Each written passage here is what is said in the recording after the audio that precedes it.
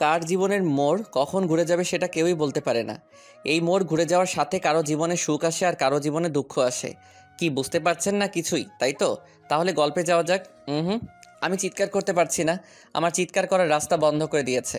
আমার শরীরে লাঠির আঘাতে আঘাতে শরীর থেকে রক্ত পড়ছে। আমার রক্তাক্ত জায়গাতে লবণ দিয়ে আমার যন্ত্রণা আরও বাড়িয়ে দিচ্ছে।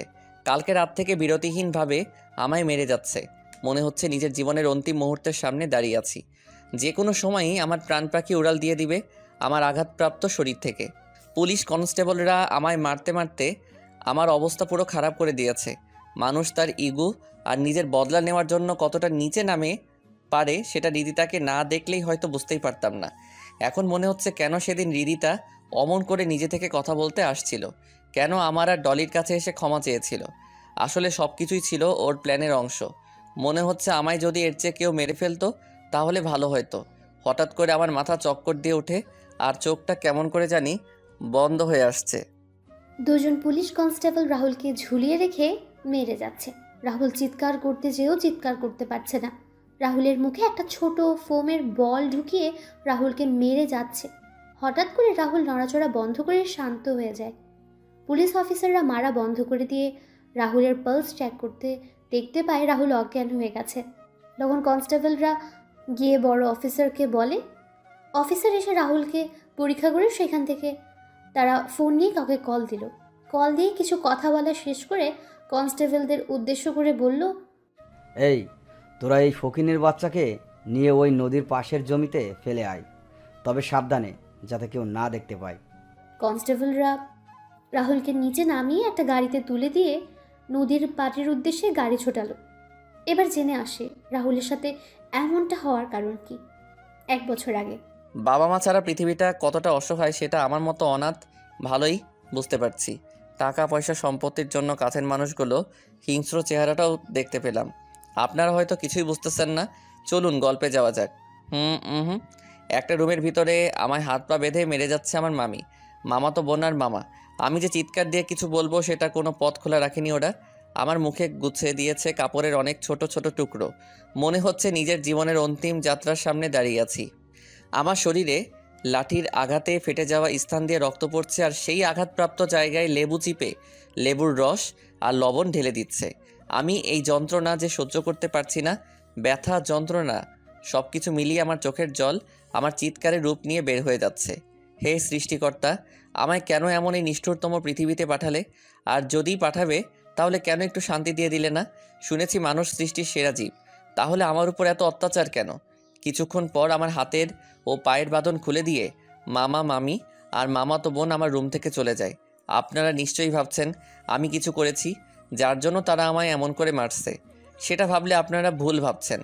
আসলে আমার সকল সম্পত্তি লিখে নেওয়ার জন্য এমন করছে। আজকে জোর করে সব কিছু লিখে নিয়েছে তারা। আমি তাড়াতাড়ি করে বাথরুমে গিয়ে শাওয়ার ছেড়ে দিয়ে নিচে বসে পড়লাম। কিছু সময় পর শরীরে যন্ত্রণা কিছুটা কম হলে বাথরুম থেকে ফ্রেশ হয়ে এসে নিজের বিছানায় বসে পড়লাম। আজকে থেকে এই বাড়ি মামার নামে হয়ে গেল। কিছু সময় পর নিচে থেকে মামির গলার স্বর শুনতে পেলাম। আমি তাড়াতাড়ি করে কাপড় পরে নিচে চলে গেলাম। নিচে যেতেই মামি বলেন, এই অনাথের বাচ্চা, রুমে পড়ে পড়ে ঘুমাচ্ছিস কেন? বাড়ির কাজগুলো কে করবে? তোর মরা বাপ নাকি তোর মরা মা? না মামি, আমি করছি। রাহুল সবার জন্য খাবার রেডি করে মামা আর মামিকে খেতে দিয়ে তার মামাতো বোন সীমার রুমের উদ্দেশ্যে পা বাড়ায়। রাহুল সীমার রুমে ঢুকে খাবার টেবিলে রেখে যেই চলে আসবে তখনই রাহুল সীমাকে টান দিয়ে বিছানায় এনে ফেলে দিল। সীমা বিছানা থেকে উঠে রাহুলের সামনে এসে রাহুলের গালে ঠাস ঠাস করে থাপ্পড় বসিয়ে দিয়ে বলল, অনাথের বাচ্চা, অনাথ ইতরের বাচ্চা, তোর সাহস হলো কি করে আমায় স্পর্শ করার? রাহুল গালে হাত দিয়ে দাঁড়িয়ে আছে, মাথা নিচু করে। তখন সীমা বলে উঠল, কি রে অনাথের বাচ্চা, কথা বলছিস না যে? না আরো কয়েকটা দিব তোকে?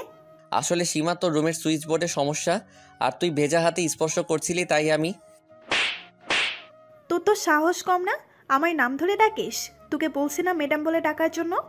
তুই তো আমার বোন হস আর আমার ছোট। তো কি হয়েছে? তুই হলি আমাদের বাড়ির চাকর, so you call me madam. It's that clear? Hmm. মাকে বলে দিস আমি কলেজে যাচ্ছি, আমার গাড়ি নিয়ে তুই হেঁটে চলে আসিস। খাবারটা খেয়ে যান। তোর হাতের খাবার খেতে ইচ্ছে করছে না আমার, আমি বাইরে খেয়ে নিব। সীমা কথাগুলো বলে গাড়ির চাবি ঘুরিয়ে ঘুরিয়ে রুম থেকে বের হয়ে যায়। রাহুল একটা হাসি দিয়ে সেখান থেকে নিচে এসে কাজ করতে শুরু করে। এবার আপনাদের রাহুলের পরিচয় দিয়ে দিই। আমাদের গল্পের নায়ক রাহুল রাজ। মা বাবা কেউ বেঁচে নেই। রাহুলের বয়স যখন 9 বছর তখন রাহুলের বাবা মা মারা যান। রাহুলের অনেক সম্পত্তি। রাহুল এবার অনার্স 2য় বর্ষে পড়ছে। রাহুলের মামা আর মামি মিলে সুযোগ বুঝে রাহুলকে তাদের সাথে নিয়ে আসছেন আর তারপর রাহুলের সকল সম্পত্তি নিজের নামে লিখে নেন। তারপর থেকে রাহুল হয়ে যায় নিজের বাসারই কাজের লোক। অবশ্য রাহুলের মামা তো বড় বোন সুমন আপু বেঁচে থাকলে রাহুলের সাথে এমন কোনো কাজ হতো না। কিন্তু ভাগ্যের কি নির্মম পরিহাস, 4 বছর আগেই সুমন আপু পরপারে চলে গেলেন। আর বাকিটুকু গল্পের সাথে থাকলেই জানতে পারবেন। রাহুল নিচে আসতেই তার মামি বলে উঠল, কিরে সীমা কোথায়? মামি সে তো কলেজে চলে গেছে। আচ্ছা, এই সব কিছু ধুয়ে রান্নাঘরে রেখে দে, আর বাসার সকল কাজ করে তারপর ভার্সিটিতে যাবি, না হলে সকালের কথা মনে থাকে যেন। রাহুল একটা হাসি দিয়ে সকল কাজ শেষ করার জন্য রান্নাঘরে চলে গেল। সব কিছু গুছিয়ে রাহুল তার রুমে এসে ফ্রেশ হয়ে রেডি হতে যাবে, তখনই বুঝতে পারে তার শরীরে কয়েক জায়গায় ফুলে গেছে আর সেখান থেকে এখনও অল্প অল্প করে রক্ত পড়ছে। রাহুল একটা কাপড়ের টুকরো দিয়ে সেগুলো মুছে একটা শার্ট পরে নিল। যখন ব্যাগ পিঠে নিল তখন পিঠে প্রচণ্ড ব্যথা শুরু হয়ে গেল। রাহুল সকল ব্যথা সহ্য করে বের হয় ভার্সিটির উদ্দেশ্যে। রাহুল ভার্সিটিতে আসতে রাহুলের বেস্ট ফ্রেন্ড শাকিল আর আরিফ রাহুলের সামনে আসলো আর বলল, কিরে আজকে দেরি হলো যে? তোর তো দেরি হয় না? বাসার কাজ শেষ করে আসতে আসতে দেরি হয়ে গেছে। ভুলেই গেছিলাম রে। তোকে কত করে বললাম আমাদের সাথে এসে থাকার জন্য, কিন্তু তুই মানা করে দিলি। বাদ দে সব কথা, এখন ক্লাসে চল। 3 বন্ধু মিলে হাসাহাসি করে ক্লাসের দিকে যাচ্ছিল। তখনই রাহুলের সাথে একটা মেয়ের ধাক্কা লাগে আর মেয়েটা মাটিতে পড়ে যায়। রাহুল মেয়েটার দিকে হাত বাড়িয়ে দিয়ে বলে, আসলে আমি দেখতে পাইনি, আমরা কথা বলে আসছিলাম, কিন্তু কি থেকে যে কি হয়ে গেল, আই এম সো সরি। মেয়েটা মাটি থেকে উঠে রাহুলের গালে ঠাস ঠাস করে থাপ্পড় দিয়ে বলে উঠল, মেয়ে দেখলে ধাক্কা খেতে ইচ্ছে করে? তোদের মতো ছেলেদের জন্য আজকে মেয়ে ভালোভাবে ঘোরাফেরা করতে পারে না, নিজের ইচ্ছে মতো স্বাধীনভাবে চলাচল করতে পারে না। তোকে দেখে তো মনে হচ্ছে ভালো ছেলে, কিন্তু তোদের মতো এমন চেহারার ছেলেদের দ্বারাই এমন কাজ করতে পারে। আসলে আপনি... তোর তো সাহস কম না, আমার মুখের উপর কথা বলিস? এই তোরা এই ছেলেকে আমার সামনে থেকে নিয়ে যা, না হলে আমি এই ছেলেকে মেরে ফেলবো। অর্পার মিথিলা এসে রিদিতাকে বলে, রিদি চল তো এখান থেকে, এই ছেলের সাথে কথা বলে লাভ নেই, চল তো ওইদিকে যাই। চল, এর সাথে কথা বলে লাভ নেই। আর শুন, তুই আমার সামনে পড়লে তোর অবস্থা খারাপ করে দিব। কথাটা বলে রিদিতা আর তার বন্ধুরা চলে গেল। শাকিল আর আরিফ রাহুলের সামনে এসে বলল, সরি বন্ধু, আমাদের জন্য তোকে কথা শুনতে হলো। রে বন্ধু, ভুলটা আমাদেরই ছিল। আরে বেটার চল তো, আমি এসব কথায় কান দেই না, ছোট থেকে শুনতে শুনতে আমার গায়ে এখন সয়ে গেছে। রাহুল কথাটা বলে ক্লাসের দিকে হাঁটা দিল আর পেছন পেছন আরিফ আর শাকিল আসছে। রাহুল ক্লাসে এসে সামনের সিটে বসে পড়ল। তখন রিধিতা ক্লাসে এসে প্রবেশ করলো। রাহুলকে সামনের সিটে বসতে দেখে রিধিতা বলে উঠল, ফকিরের বাচ্চা, তুই কোন সাহসে এখানে এসে বসেছিস? কেন এখানে বসলে কি কোনো সমস্যা? সামনে বসবে আমাদের মতো স্মার্ট শিক্ষিত মেয়েরা, তোর মতো গাইয়া খ্যাত ফকির রানা। ও আচ্ছা। রাহুল আর কোনো কথা না বলে পেছনে গিয়ে বসলো। কিছুক্ষণ পর শাকিল আর আরিফ রাহুলের পাশে এসে বসলো। স্যার ক্লাসে ঢুকে রাহুল আর আরিফ আর শাকিলের সাথে বসে পড়ে। কিছুক্ষণ পর স্যার ক্লাসে প্রবেশ করেন। স্যার সবার দিকে তাকিয়ে যেই ক্লাস শুরু করবেন তখন স্যার রাহুলের দিকে তাকিয়ে বললেন, কিরে রাহুল, পিছনে বসে আছিস কেন? এমনি স্যার। তোরে না বলছিস সামনে বসতে? স্যার ক্লাস যে কোনো এক জায়গায় বসে করা যায়, সামনে বসে ক্লাস করলেই যেই স্যার আমি ভালো স্টুডেন্ট স্মার্ট হয়ে যাব এমনটা তো নয়। তা অবশ্য ঠিক বলেছিস তুই। রাহুল কথাগুলো একবার রিদিতার দিকে তাকায় আর রিদিতা রাহুলের কথাগুলো শুনে রাগী চোখে রাহুলের দিকে তাকায়। এদিকে অর্পা আর মিথিলা রিদিতাকে আস্তে আস্তে শুনিয়ে শুনিয়ে বলল, ঠান্ডা মাথায় কিছুক্ষণ আগের বদলা নিয়েছিল ছেলেটা। এবার বুঝতে পারছি রাহুলকে কেন ভালো স্টুডেন্ট। রিদি, তুই ওর দিকে তাকিয়ে আছিস কেন? ছেলের সাহস কেমন দেখেছিস? দেখেছিস, বুকের পাঠা আছে ছেলের। মিস রিদিতা আর রিদিতার 2 হাত, আপনারা ক্লাস করবেন না? বের হয়ে যাবেন। ক্লাস করার ইচ্ছে না থাকলে রুম থেকে বের হয়ে যেতে পারেন, দরজা আপনাদের সামনেই আছে। কেউ আর কোনো কথা বলল না। স্যার ক্লাস নেওয়া শুরু করলেন। একজন স্যারের ক্লাসের পর আরেকজন স্যার এসে ক্লাস নিয়ে চলে গেলেন। ক্লাস শেষ করে রাহুল, শাকিল আরিফ শহীদ মিনারে বসে কথা বলছিল।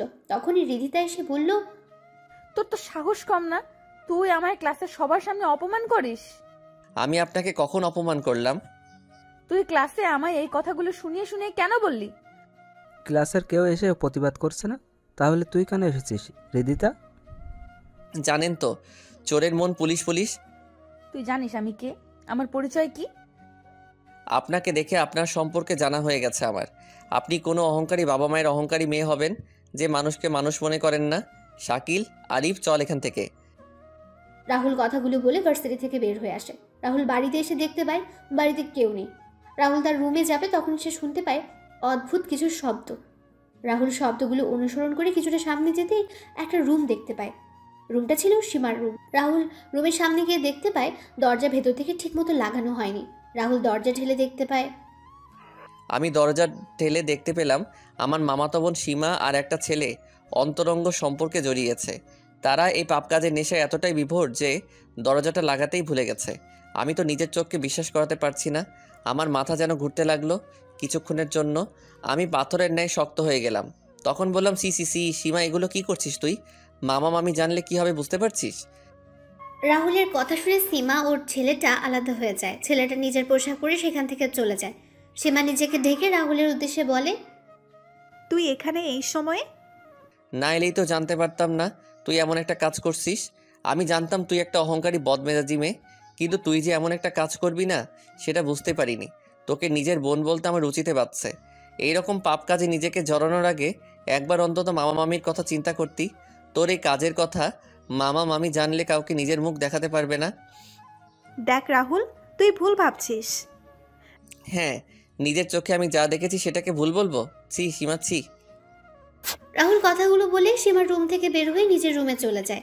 রাহুল ফ্রেশ হয়ে নিচে এসে সবার জন্য খাবার তৈরি করতে থাকে। কিছুক্ষণ পর মামা আর মামি বাসায় ফিরে আসেন। দুপুরের খাবার সবাই একসাথে খাওয়া দাওয়া করে যে যার রুমে চলে যায়। এদিকে বিকেলবেলা রিধিতা, মিথিলা আর অর্পা ছাদে দাঁড়িয়ে আছে। তখন তিনজনই দেখতে পায় রাহুল একটা কবরস্থান থেকে বের হচ্ছে, নিজের চোখ মুছতে মুছতে। তখন অর্পা বলে, রাহুল আমাদের এলাকায় কি করে? আমি কি জানি। কালকে ওই ছোট লোকের বাচ্চাকে একটা উচিত শিক্ষা দিব। এই রিদিতা চৌধুরীকে অপমান করার পরিণাম কতটা খারাপ সেটা বুঝতে পারবে।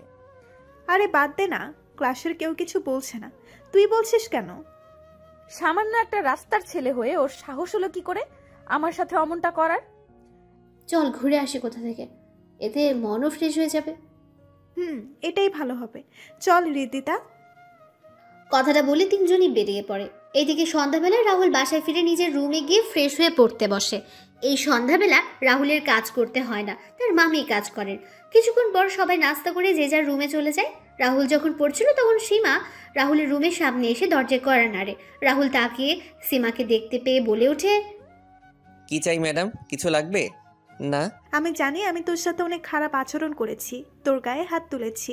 আমার এসব কাজের জন্য ক্ষমা চাওয়ার কোনো সুযোগও আমি রাখিনি। তবুও তোর পায়ে ধরে বলছি ভাইয়া, তুই আমায় ক্ষমা করে দে ভাইয়া। আমি তো তোর নিজের বোন না, তবুও নিজের বোন মনে করে ক্ষমা করে দে ভাইয়া, প্লিজ প্লিজ। সীমা কথাগুলো বলে রাহুলের পা জড়িয়ে কান্না করতে থাকে। রাহুল কিছু বলছে না। সীমার চোখের জল রাহুলের পায়ে পড়ছে। রাহুল কি করবে বুঝতে পারছে না। তখন রাহুল নিজের সকল রাগকে ভুলে সীমাকে তার পা থেকে তুলে চেয়ারে বসিয়ে বলে, আচ্ছা যা, আমি তোকে ক্ষমা করে দিলাম। তোকে আমায় কথা দিতে হবে তুই ভবিষ্যতে এমন কাজ আর কখনো করবি না। পড়ালেখায় কোনো ফাঁকি ঝুঁকি দিবি না। আমার কথাগুলো রাখতে পারলে আমি তোকে ক্ষমা করে দিব। আমি তোর সব কথা রাখবো। যা, নিজের রুমে যা এখন। রাহুল তার পড়ালেখা শেষ করে নিচে এসে খাওয়া দাওয়া করে তার রুমে গিয়ে শুয়ে পড়ে। পরের দিন সকালে রাহুল ভোরে ঘুম থেকে উঠে নিচে এসে রান্না করে সীমাকে দেখে অবাক হয়ে যায়। সীমাকে উদ্দেশ্য করে বলে, কিরে তুই এত সকালে রান্নাঘরে? আমি কেন? আজকে থেকে আমি সকাল দুপুরের নাস্তা খাবার আমি আর মা সবার জন্য তৈরি করব। তুই কোনো কাজ করবি না, তুই এখন শুধু পড়ালেখা করবি। আমরা এতদিন তোর সাথে খারাপ ব্যবহার। কালকে কি বললি আর এখন কি করছিস? সব কিছু মনে আছে আমার। পড়ালেখা করবি তাহলে রান্নাঘরে কি? যা গিয়ে পড়তে বস। যা তো ভাইয়া, আমায় ডিস্টার্ব করিস না, তুই রুমে গিয়ে ফ্রেশ হয়ে আয়, আমি খাবার দিচ্ছি। কিন্তু যা তো তুই। সীমা রাহুলকে সেখান থেকে তার রুমে ঠেলে পাঠিয়ে দেয়। রাহুল হাসতে হাসতে তার রুমে চলে যায়। এদিকে রাহুলের মামি নিচে এসে দেখতে পান সীমা রান্নাঘরে রান্না করছে। তখন সীমাকে বললেন, সীমা তুই রান্না করে কেন? রাহুল কোথায়? ভাইয়া এসেছিল, কিন্তু আমি ভাইয়াকে তার রুমে পাঠিয়ে দিয়েছি। ভাইয়া মানে? ভাইয়াকে ভাইয়া বলবো না তো কি বলবো? মা তোর শরীর খারাপ? তুই কি বলছিস এসব? মা আমি ঠিক বলছি। কিছুক্ষণ পর সবাই খাওয়া দাওয়া শেষ করে নিজের রুমে চলে যায়। রাহুল রেডি হয়ে গাড়ির কাছে এসে সীমার জন্য অপেক্ষা করতে থাকে। কিছুক্ষণ পর সীমাও চলে আসে গাড়ির কাছে। দুজনে গাড়িতে বসে রাহুল গাড়ি চালানো শুরু করে। কিছুক্ষণ পর সীমার কলেজে সীমাকে নামিয়ে দিয়ে গাড়ি যেয়ে রেখে আসতে যাবে, তখন সীমা বলে, ভাইয়া গাড়ি তুই নিয়ে যা, তুই 1:30 এখানে চলে আসিস। না, গাড়ি এখানে থাক। না, আমি যা বলেছি সেটাই, যা এখন তুই। রাহুল গাড়ি নিয়ে ভার্সিটিতে প্রবেশ করে গাড়ি পার্ক করে গাড়ি থেকে বের হয়। রাহুলকে গাড়ি থেকে বের হতে দেখে অনেকে তাকিয়ে আছে। অর্পা আর মিথিলা বলে ওঠে, এটা কি দেখছি আমি? যেই ছেলে গতকালকে নোংরা পোশাক পরে ভার্সিটিতে এসেছিল আজকে দামি একটা গাড়ি থেকে নামছে। এটা দেখে আমার মনে হচ্ছে কাশেম টিভির কোনো প্রোগ্রাম চলছে। রিদিতা অর্পা আর মিথিলাকে পিঠে দুটো ধুম করে বসিয়ে দিয়ে বলে ওঠে, এত গড়াগড়ি করছিস কেন? দেখ গাড়ি কোথা থেকে ভাড়া করে নিয়ে আসছে হয়তো। বন্ধু কী রে, হঠাৎ করে গাড়ি নিয়ে? না, কালকের অপমানের বদলা নিতে। নাব্বে সালা, আসলে সীমার এই কথাটা বললাম না। ও আচ্ছা, এই ব্যাপার। তবে একদিক দিয়ে ভালো হয়েছে, সীমা যে তোকে সাপোর্ট করেছে, এটাই অনেক ভালো। তারপর সবাই মিলে ক্লাসে চলে যায়। ক্লাস শেষ করে রাহুল আরিফ আর শাকিলকে বিদায় দিয়ে চলে যায়। সীমাকে কলেজ থেকে নিয়ে বাসায় চলে আসে। বাসায় এসে রাহুল দেখতে পায় খাবার টেবিলে সাজানো। রাহুলও ফ্রেশ হয়ে এসে খাবার খেয়ে নিজের রুমে চলে যায়। রাতের বেলা সবাই যখন খাবার খাচ্ছিল তখন টিভির নিউজে সবাই শুনতে পায় আজকের সিলেটের বড় রাস্তার পাশের মোড়ে কয়েকজন সন্ত্রাসীর মরদেহ গাছের ডালে ঝুলন্ত অবস্থায় পাওয়া গেছে। পুলিশ এখনও সঠিক করে কিছু বলতে পারছে না, তবে সন্ত্রাসীদের বুকে বড় বড় করে লেখা আছে দ্য ডেথ ডেভিল। এভাবে চলে যায় 10টা দিন। এই 10 দিনে সীমা রাহুলের সাথে অনেক ভালো ব্যবহার করেছে, নিজের ভাইয়ের মতো। এই 10 দিনে মনে হয়েছে সীমা ও রাহুলের একজন মায়ের পেটের ভাই বোন। পরের দিন সকালে রাহুল ভার্সিটিতে চলে যায়। আজকে অবশ্য সীমা কলেজে যায়নি, তাই রাহুল গাড়ি নিয়ে আসেনি। রাহুল ভার্সিটিতে আসতেই রিধিতা বলে ওঠে, কি রে ছোট লোক, আজকে তোর গাড়ি কোথায়? এই কয়েকদিন তো গাড়ি নিয়ে এসেছিলি। আপনার কি কোনো কাজ নেই? আমি তো আপনার সাথে নিজে থেকে কথা বলি না, তাহলে কেন আমার সাথে আসছেন কথা বলতে? আর কথা যখন বলতেই হবে তাহলে ভদ্রভাবে কথা বলতে পারেন না? না পরিবার থেকে ভদ্রভাবে কথা বলার সুযোগ পাননি? তোর মতো ছোট লোকের সাথে আমায় কথা বলতে হলে চিন্তা করে কথা বলতে হবে। ওই যে বললাম, আপনি কোন পরিবারের মেয়ে সেটা আপনাকে দেখেই বোঝা যাচ্ছে। রাহুল আর কোনো কথা না বলে সেখান থেকে ক্লাসে চলে যায়। কিছুক্ষণ পর স্যার ক্লাসে এসে ক্লাস শুরু করেন। ক্লাস শেষ করে যখন সবাই বের হচ্ছিল তখনই রাহুলের ফোন বেজে ওঠে। রাহুল ফোন রিসিভ করার সাথে ওপাশ থেকে কেউ কিছু কথা বলে। রাহুল তাড়াতাড়ি করে বাড়ির সামনে এসে দেখতে পায় বাড়িতে অনেক মানুষ। রাহুল হাঁটছে সামনের দিকে, কিন্তু এত মানুষ বাড়িতে কেন সেটা বুঝতে পারছে না। রাহুল কিছুটা সামনে যেতে তার মামির গলা শুনতে পেলে রাহুল তাড়াতাড়ি করে ঘরে ঢুকে পড়ে। আর ঘরে ঢুকে যা দেখতে পেল এতে করে রাহুলের মাথায় আকাশ ভেঙে পড়ে। রাহুল কি করবে বুঝতে পারছে না। রাহুল ধীর পায়ে হেঁটে ফ্লোরে সাদা চাদর জড়িয়ে রাখা লাশটার সামনে যে চাদর সরিয়ে দেখতে পায় সীমা মাটিতে শুয়ে আছে। রাহুল সীমার লাশের পাশে ধূপ করে বসে যায়। রাহুলের চোখ দিয়ে জল গড়িয়ে পড়ছে। রাহুল তার মামির দিকে তাকাতে রাহুলের মামি রাহুলের দিকে কান্না মিশ্রিত কণ্ঠে বলে উঠলেন, আমি বাসায় এসে কারো কোনো সারা শব্দ পাচ্ছিলাম না, তাই আমি যখন সীমার রুমের সামনে আসি তখন দেখি সীমা তার রুমের ফ্যানের সাথে ঝুলছে। কথাটা বলে মামি কান্না করতে থাকেন। রাহুল কি বলবে বুঝতে পারছে না। তখন রাহুল সীমার হাতে একটা কাগজ দেখতে পায়। রাহুল কাগজটা নিয়ে দেখতে পায় সেখানে লেখা আছে, ভাই আমায় ক্ষমা করে দিস, আমি তোর কথাগুলো রাখতে পারলাম না। চেষ্টা করেছিলাম তোর কথা রাখার জন্য, কিন্তু রাখতে পারিনি। আমি তোর সাথে অনেক খারাপ ব্যবহার করেছি, এমনকি তোর উপর হাত তুলেছি। ভাইয়া আমায় ক্ষমা করে দিস, ভালো থাকিস, আর আমার মা বাবাকে দেখে রাখিস। আমার মা বাবার আর কেউ রইল না রে ভাইয়া, এখন তুই তাদের জন্য সব কিছু। ইতি তোর বেয়াদব বোন সীমা। রাহুল চিঠিটা পড়ে সীমার প্রাণহীন দেহটাকে জড়িয়ে ধরে কান্না করতে থাকে। কিছুক্ষণ পর বাসায় পুলিশ আসে আর জিজ্ঞেস করে, আপনাদের কারো উপর কি কোনো সন্দেহ হচ্ছে? না, আমাদের কারো উপর কোনো সন্দেহ হয় না। পুলিশ অফিসার বললেন, অফিসার, আপনারা এখন আসতে পারেন। পুলিশ অফিসার চলে যায়। 2 ঘন্টা পর সীমাকে সমাহিত করা হয়। সীমার মৃত্যুর খবর শুনে আরিফ আর শাকিলও আসে। শাকিল আর আরিফ রাহুলকে শান্ত করার চেষ্টা করছে। সবাই সকল কাজ শেষ করে চলে যায়। রাহুল তার রুমে গিয়ে ঘুমিয়ে পড়ে। রাতের বেলা রাহুল সবার জন্য খাবার তৈরি করে আর তার মামা আর মামির রুমে নিয়ে গিয়ে বলে, মামা মামি চলো খেয়ে নিবে। না, আমার খিদে নেই, তুই খেয়ে নে। তুই খেয়ে ঘুমিয়ে পড়। তোমাদের শরীর খারাপ করবে না, খেলে চলো তো এখন। রাহুল জোর করে তার মামার মামিকে নিয়ে খাবার টেবিলে চলে যায় আর দুজনকে খাইয়ে দিচ্ছে নিজের হাতে। রাহুলের মামা আর মামি অবাক চোখে রাহুলের দিকে তাকিয়ে আছেন আর চোখের জল ফেলছেন। তখন রাহুলের মামা রাহুলকে বললেন, তোর সাথে তো আমরা অনেক খারাপ ব্যবহার করেছি, তারপরেও তুই আমাদের। তো কি হয়েছে, মামা হচ্ছে মায়ের ভাই, মাতুল সমান, আর মামি হচ্ছে মায়ের পরবর্তী স্থান। আমাদের ক্ষমা করে দে বাবা, আমরা সম্পত্তির লোভে অন্ধ হয়ে গিয়েছিলাম। আরে কথা বলা বন্ধ করে খাও তোমরা। সবাই খাওয়া দাওয়া করে যে যার রুমে গিয়ে ঘুমিয়ে পড়ে। পরের দিন সকালে রাহুল যে ইউনিভার্সিটিতে প্রবেশ করতে যাবে, তখন রিধিতা রাহুলের সামনে এসে দাঁড়ায়।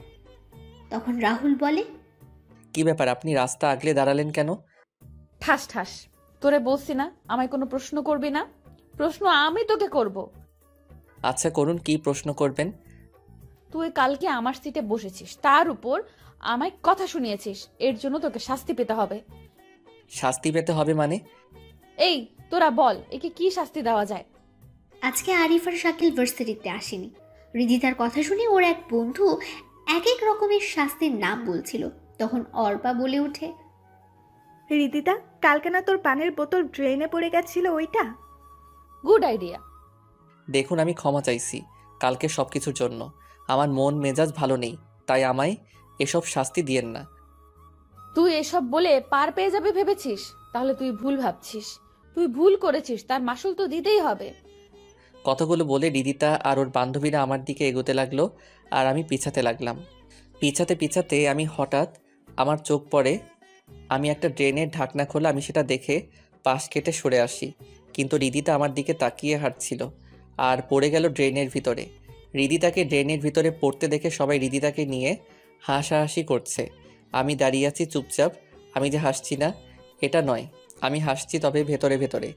নিজেকে কিছুটা স্বাভাবিক করে আমি কিছুটা এগিয়ে গিয়ে হাত বাড়িয়ে দিয়ে বললাম, চলুন উঠে আসুন এখন। তুই শর্ত, তোর মতো ছোট লোকের হাতে আমি হাত রাখবো? ছোট লোককে সেটা এখন সবাই দেখতে পাচ্ছে। যেখানে পড়েছেন সেখান থেকে বাজে দুর্গন্ধ আসছে। আপনার বান্ধবীরা চলে গেছে, তাড়াতাড়ি উঠে আসুন। রাহুল রিধিতাকে গাড়ি থেকে তুলে দিয়ে বলে, যান, বাসায় গিয়ে ফ্রেশ হয়ে নিন, আর কারোর সাথে খারাপ কাজ করার আগে 3 বার ভেবে নেবেন। আসি আমি। রিধিতা চলে যায় গাড়ি নিয়ে বাসায়, আর রাহুল চলে যায় ক্লাসে। রাহুল গিয়ে দ্বিতীয় সারির একটা সিটে বসে পড়ে। কিছুক্ষণ সময় পর একটা ছেলে ক্লাসে প্রবেশ করে। রাহুল তখন বই পড়ছিল। তখনই রাহুল উড়ে গিয়ে দেওয়ালের সাথে ধাক্কা খায়। দেওয়ালের সাথে ধাক্কা খাওয়ার সাথে সাথে রাহুলের মাথা ফেটে রক্ত বের হয়ে যায়। রাহুল মাথা চেপে ধরে দাঁড়াতে একটা ছেলে বলে ওঠে, এই সিটটা হলো আমার। তুই এখানে বসার সাহস পেলি কোথা থেকে? যা পিছনে গিয়ে বসে পড় চুপচাপ। কোনো কথা না বলে নিজের মাথা চেপে ক্লাস থেকে বের হয়ে একটা গাছের নিচে বসে পড়লাম। মাথাটাও কেমন যেন ঘুরছে, কি করব বুঝতে পারছি না। হঠাৎ করে চোখ দুটো বন্ধ হয়ে গেল। রাহুলের যখন জ্ঞান ফেরে তখন সে দেখতে পায় একটা রুমে শুয়ে আসে। তারপর পাশে আরিফ, শাকিল আর একটা মেয়ে দাঁড়িয়ে আছে। তখন রাহুল বলে, তুই হাসপাতালে আছিস আর আমাদের এখানে ও আসতে বলেছে। কে উনি? আমার নাম ডলি, আমি তোমাদের সাথেই পড়ি। আসলে ক্লাসে যে ছেলেটা তোমায় মেরেছে সে হচ্ছে এই শহরের মাফিয়া ও ড্রাগসের ব্যবসাকারী জয়নালের ছেলে ডনি। তুমি যেই সিটে বসেছিলে ওই সিটে ডনি ছাড়া কেউ বসে না। কিন্তু ওই ছেলেকে তো আমি এই কয়েক মাসে ক্লাসে দেখিনি। রাহুল, তোকে এটা বলা হয়নি আমাদের। আসলে ডনি খুব কম সময়ে ভার্সিটিতে আসে। যখন ড্রাগসের মজুদ ভার্সিটিতে শেষ হয়ে যায় তখন ডনি আসে। মানে? পরে শোনা যাবে, তুমি রেস্ট নাও, আমি আসছি বিল মিটিয়ে। রাহুল চোখ বন্ধ করে শুয়ে আছে আর মনে হচ্ছে সীমার কথা আর সুমনা আপুর কথা। রাহুলের চোখগুলো ভিজে ওঠে। রাহুল চোখের জল মুছে চোখ বন্ধ করে মুখে একটা হাসি বজায় রেখে সিটি বাজাতে থাকে। কিছু সময় পর রাহুলকে নিয়ে আরিফ আর শাকিল বাসায় চলে যায়, আর ডলি চলে যায় ডলির বাসায়। আরিফ আর শাকিল মামা মামিকে সব কিছু খুলে বলে। তখন মামা বলেন, বাবা তুই চিন্তা করিস না, আমি ওই ছেলেকে জেলের ভাত খাইয়ে ছাড়বো। মামা বাদ দাও তো, কুকুর কুকুরের মতো কাজ করেছে, তাই আমরাও কি কুকুরের মতো কাজ করব? রাহুল ঠিক বলেছে, ঝামেলা বাড়িয়ে লাভ নেই। নিজের 2 মেয়েকে তো হারালাম, এবার এই ছেলেকেও না হারিয়ে ফেলবো। রাতের বেলা সবাই খাওয়া দাওয়া করে ঘুমিয়ে পড়ে। এদিকে ডলি তার বাবাকে বলছে, বাবা, আমাদের কয়েকজন এজেন্টের কোনো সন্ধান পাচ্ছি না। সকল এজেন্টের লোকেশনও বের করা যাচ্ছে না। ডনির বাবা ডনির গালে থাপ্পড় বসিয়ে দিয়ে বলে ওঠেন, লজ্জা করছে না তোর এই কথা বলতে? আমি বসকে বলে তোকে এই বাংলাদেশের দায়িত্ব দিয়েছি, আর সেই জায়গায় তুই কোনো কিছুই খুঁজে বের করতে পারছিস না। তোর জন্য বসের কাছে আমায় শুধু শুধু কথা শুনতে হচ্ছে। বাবা, আমি চেষ্টা করেছি, কিন্তু কিছুই তো হচ্ছে না। আমার লোকেরা ওদের ভালো করে খুঁজেছে, কিন্তু পায়নি। আমার মনে হয় ওদের কেউ মেরে ফেলেছে। আচ্ছা আমি দেখছি। ডনি যখন রুম থেকে বের হয়ে যাবে তখন জয়নালের ফোন বেজে ওঠে। জয়নাল ফোন রিসিভ করে ওপাশ থেকে যা শুনতে পেল তাতে জয়নাল থপ করে সোফায় বসে পড়ে, আর হাত থেকে ফোন পড়ে যায়। ডনি তার বাবার কাছে এসে তার বাবাকে ধরে বলে, বাবা, কি হয়েছে? কে কল দিয়েছিল? আর তুমি কি বা শুনলে? আমাদের সকল ইনফরমেশন কেউই হ্যাক করে দিয়েছে এবং কোনো একজন মাফিয়াকে দিয়ে দিয়েছে। কি বলছো কি? হ্যাঁ, এখন এই ইনফরমেশনগুলো লিক হয়ে গেলে আমাদের মৃত্যু নিশ্চিত। আমরা কোনো দেশে পালিয়ে বাঁচতে পারবো না। বাবা, এখন কি করবে তাহলে? একজন আছে যে আমাদের রক্ষা করতে পারে। কে বাবা? হ্যাকার রাজ। জয়নাল ফোন দিয়ে রাজের সাথে কথা বলে, রাজের সাথে দেখা করতে চায় এবং রাজও দেখা করতে চায়। পরের দিন বিকেলে হৃদিতা ছাদে দাঁড়িয়ে আছে কফি হাতে। তখন হৃদিতা দেখতে পায় রাহুল কবরস্থান থেকে বের হয়ে যাচ্ছে। এদিকে রাজ চলে আসে জয়নালের বলা ঠিকানায়। রাজের মুখে মাস্ক ছিল, আর জয়নাল বলছে, রাজ, এখন তোকে আমাদের খুব দরকার। আমাদের এখানে বেঁচে থাকা অনেক কষ্টদায়ক হয়ে গেছে। আমি কিছু করতে পারবো না। আমি ওই রাস্তা ছেড়ে দিয়েছি। আমি এখন ভালো হতে চাই। নিজের পুরনো রূপটাকে আমি 4 বছর আগে দাফন করে দিয়েছি। তাই আমায় কল দিয়ে বিরক্ত করবি না। আমায় বিরক্ত করলে এর ফল ভালো হবে না। আর হ্যাঁ, আমার পরিচয় যেন কেউ জানতে না পারে। রাজ কথাটা বলে সেখান থেকে চলে যায়, আর জয়নাল ও ডনি তাকিয়ে আছে রাজের যাওয়ার দিকে। তখন ডনি বলে, বাবা, তুমি চিন্তা করো না। আমি একে আজকে রাত শেষ হওয়ার আগেই নিয়ে আসব। জানিস এই রাজকে? কি তার পরিচয়, কি তার কাজ? বাবা, পুরো হ্যাকারদের গডফাদার হলো রাজ। রাজের সাথে পাঙ্গা নিয়ে আজ পর্যন্ত কেউ বাঁচতে পারেনি, আর তুই বলছিস সেই রাজকেই নিয়ে আসবি? ড্রাগন গ্রুপের নাম শুনেছিস? আন্ডারওয়ার্ল্ডের এক সময়ের শক্তিশালী টিমের কথা বলছো? সেই ড্রাগন গ্রুপের লিডার হলো এই রাজ। কি? হ্যাঁ। এবার কি করবে তাহলে? ও যে মানা করে দিল। রাজ আসবে আমার কাছে খুব তাড়াতাড়ি। হা হা হা। পরের দিন রাহুল ভার্সিটিতে বসেছিল। তখন ডলি এসে রাহুলের পাশে বসে আর বলে, কি অবস্থা এখন তোমার? ভালো, ধন্যবাদ তোমায়। ডলি আর রাহুল কথা বলছিল, তখন হৃদিতা সেখানে চলে আসে। রাহুল সেখানে যেই উঠতে যাবে তখন ডলি রাহুলকে বসিয়ে দিল, আর হৃদিতা বলে, কি রে ছোট লোক, একটা মেয়েও জুটিয়ে নিয়েছিস? রীতিতা, মুখ সামলে কথা বলবি। মানুষকে সম্মান করতে শেখা উচিত তোর। কি রে ডলি, তুই ওই ফকিনের হয়ে কথা বলছিস কেন? প্রথম দেখায় ভালো লেগেছে কি? মানুষকে তো মানুষের ভালো লাগবেই, তোদের মতো অমানুষরা সেটা বুঝবে কি করে? এক ফকিন্নি আর এক ফকিন্নির হয়ে কথা বলবেই তো। মুখ সামলে কথা বলবি রীতিতা। তুই মুখ সামলে কথা বল। তুই একজন সামান্য সরকারি চাকরিজীবীর মেয়ে, আর আমার বাবা হলেন একজন এমপি। So mind it. আমার সাথে লাগতে এলে তোর এমন অবস্থা করব যাতে তুই কাউকে মুখ দেখাতে না পারিস। তুই যে এতটা খারাপ আমি ভাবিনি। আমাদের তুই ফকিন্নি বললি না, আসলে তোর আচার ব্যবহার বোঝাই যাই কে ফকিন্নি আর কে ছোট লোক। ডলি, তুই কিন্তু মাত্রাতিরিক্ত কথা বলছিস। সামান্য একটা ছোট লোকের জন্য তুই আমার সাথে এইভাবে কথা বলছিস। অন্যকে কিছু বলার আগে নিজের অবস্থান নিজের ব্যবহার দেখে নিস। কথাগুলো বলে ডলি সেখান থেকে চলে যায়, আর রাহুল চলে যায় ক্লাসে। রাহুল ক্লাসে এসে আরিফ আর শাকিলের সাথে বসে কথা বলছিল। তখন রিদিতা রাহুলের সামনে আসে আর রিদিতা রাহুলের গালে ঠাস ঠাস করে থাপ্পড় বসিয়ে দিল। তখন রাহুল বলল, এটা কি হলো? আপনি আমায় মারলেন কেন? তোর জন্য একটা মেয়ে আমায় সবার সামনে অপমান করে গেল। আমি কি বলেছিলাম ওর সাথে কথা বলার জন্য? আর আপনি তো নিজে থেকে এসে সমস্যা সৃষ্টি করেছেন। তোদের দুইজনের অবস্থা খারাপ করে দিব। আপনারা দুইজনে কথা বলেছেন, এখানে আমায় কেন টানছেন? আমি তো কিছু বলি নাই, তাহলে আমাকে কেন? রিদিতা কথাগুলো বলেই রাহুলকে থাপ্পড় মারছে, সাথে চুলগুলো টানছে। রাহুল একসময় ব্যথায় চিৎকার দিয়ে ওঠে। তখন অর্পা আর বাকিরা রিদিতাকে সেখান থেকে নিয়ে আসে। রাহুল তার চুল ধরে বসে পড়ে। অর্পা রিদিতাকে উদ্দেশ্য করে বলে, এটা তুই কি করলি রিদি? যা করেছি ভালো করেছি। তোরা নিয়ে এলি কেন? আমি ওর সমস্ত চুল ছিঁড়ে ফেলতাম। তোর এই কাজে ক্লাসের সবাই তোকে নিয়ে হাসছে, সে তো অনেক ভিডিও করে রেখেছে। আজকে তুই তোর কাজের জন্য সবার কাছে হাসির পাত্র হয়ে গেলি। রিদিতা এক পলক সবার দিকে তাকিয়ে রাগে ফুসতে ফুসতে গাড়ি নিয়ে বাসায় চলে যায়। এইদিকে আরিফ আর শাকিল বলছে, বন্ধু, অনেক বড় তুফান গেল না রে তোর ওপর দিয়ে? ওটা তুফান না, নার্গিস গিয়েছে। শাআল্লাহ, আর একটু হলে আমার মাথার সমস্ত চুল ছিঁড়ে ফেলতো। আমি যতই ওর থেকে দূরে থাকতে চাই, ততই মেয়েটা কেন আমার সাথে পায়ে পায়ে ঝগড়া করতে আসে? বন্ধু চল বাসায় চলে যাই, আজকে আর ভালো লাগছে না। তারপর তিনজনই বাসায় চলে যায়। পরের দিন সকালে রাহুল ভার্সিটিতে আসতে দেখতে পায় রিদিতা আর তার বান্ধবীরা ডলিকে ঘিরে ধরে বাজেভাবে কথা বলছে। রিদিতা তার ছেলে বন্ধুরা ডলিকে বাজেভাবে ধরে আছে আর ভার্সিটির সকল স্টুডেন্টদের দিকে তাকিয়ে আছে। ডলি নিজেকে ছাড়ানোর চেষ্টা করছে কিন্তু পারছে না। রাহুলের এটা দেখে মেজাজ গরম হয়ে যায়। তখন রাহুল রিদিতার সামনে গিয়ে বলে, এখানে কি হচ্ছে? এখানে ওই মেয়ের মুখ কালো করে সমাজের মাঝে নতুন পরিচয় হবে।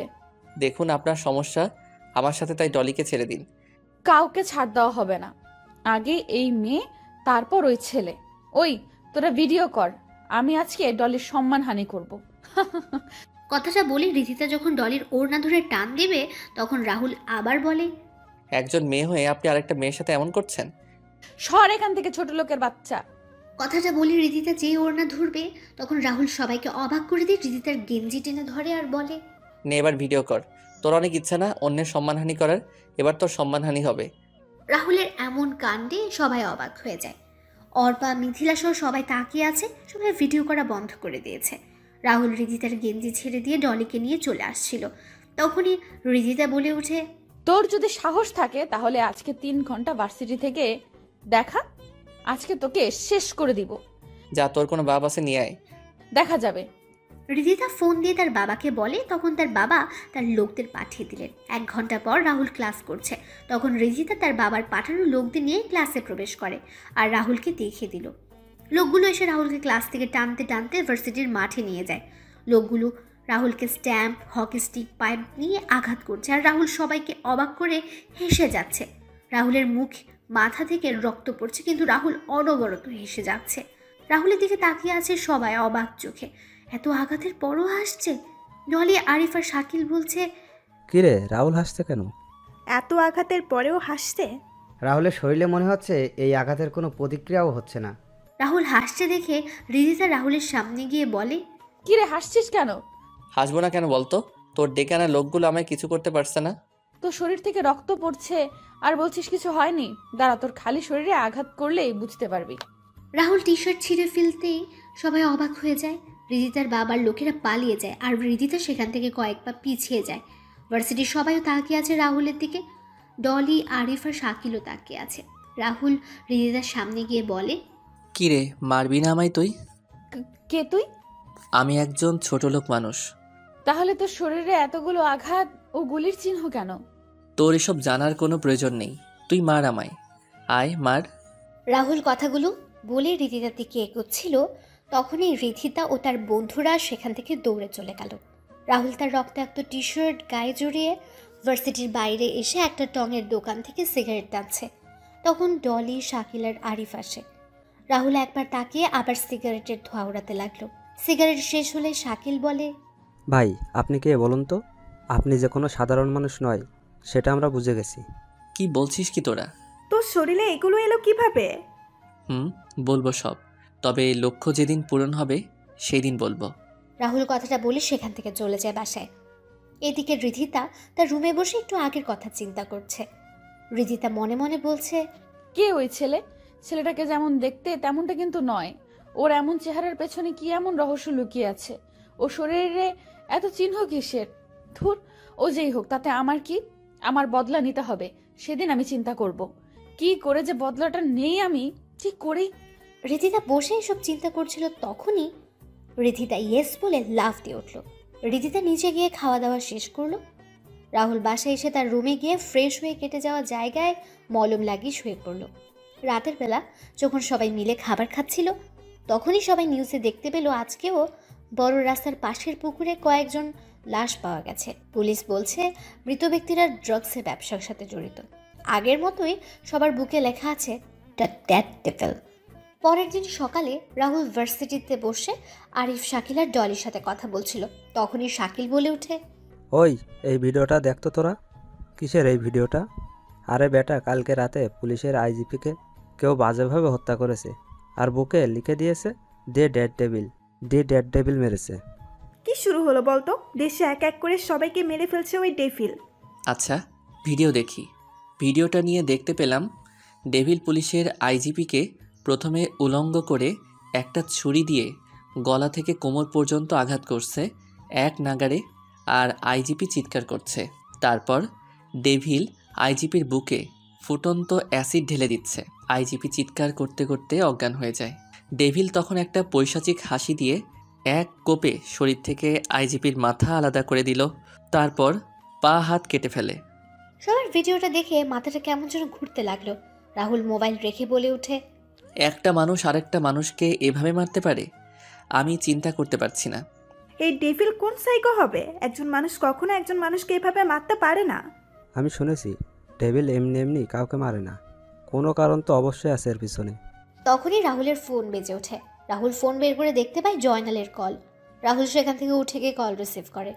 কিরে, তোকে না বলেছি আমায় কল দিবি না? তাহলে ভাই, আমি তোমার পায়ে পড়ি, তুমি পারো একমাত্র আমাদের বাঁচাতে।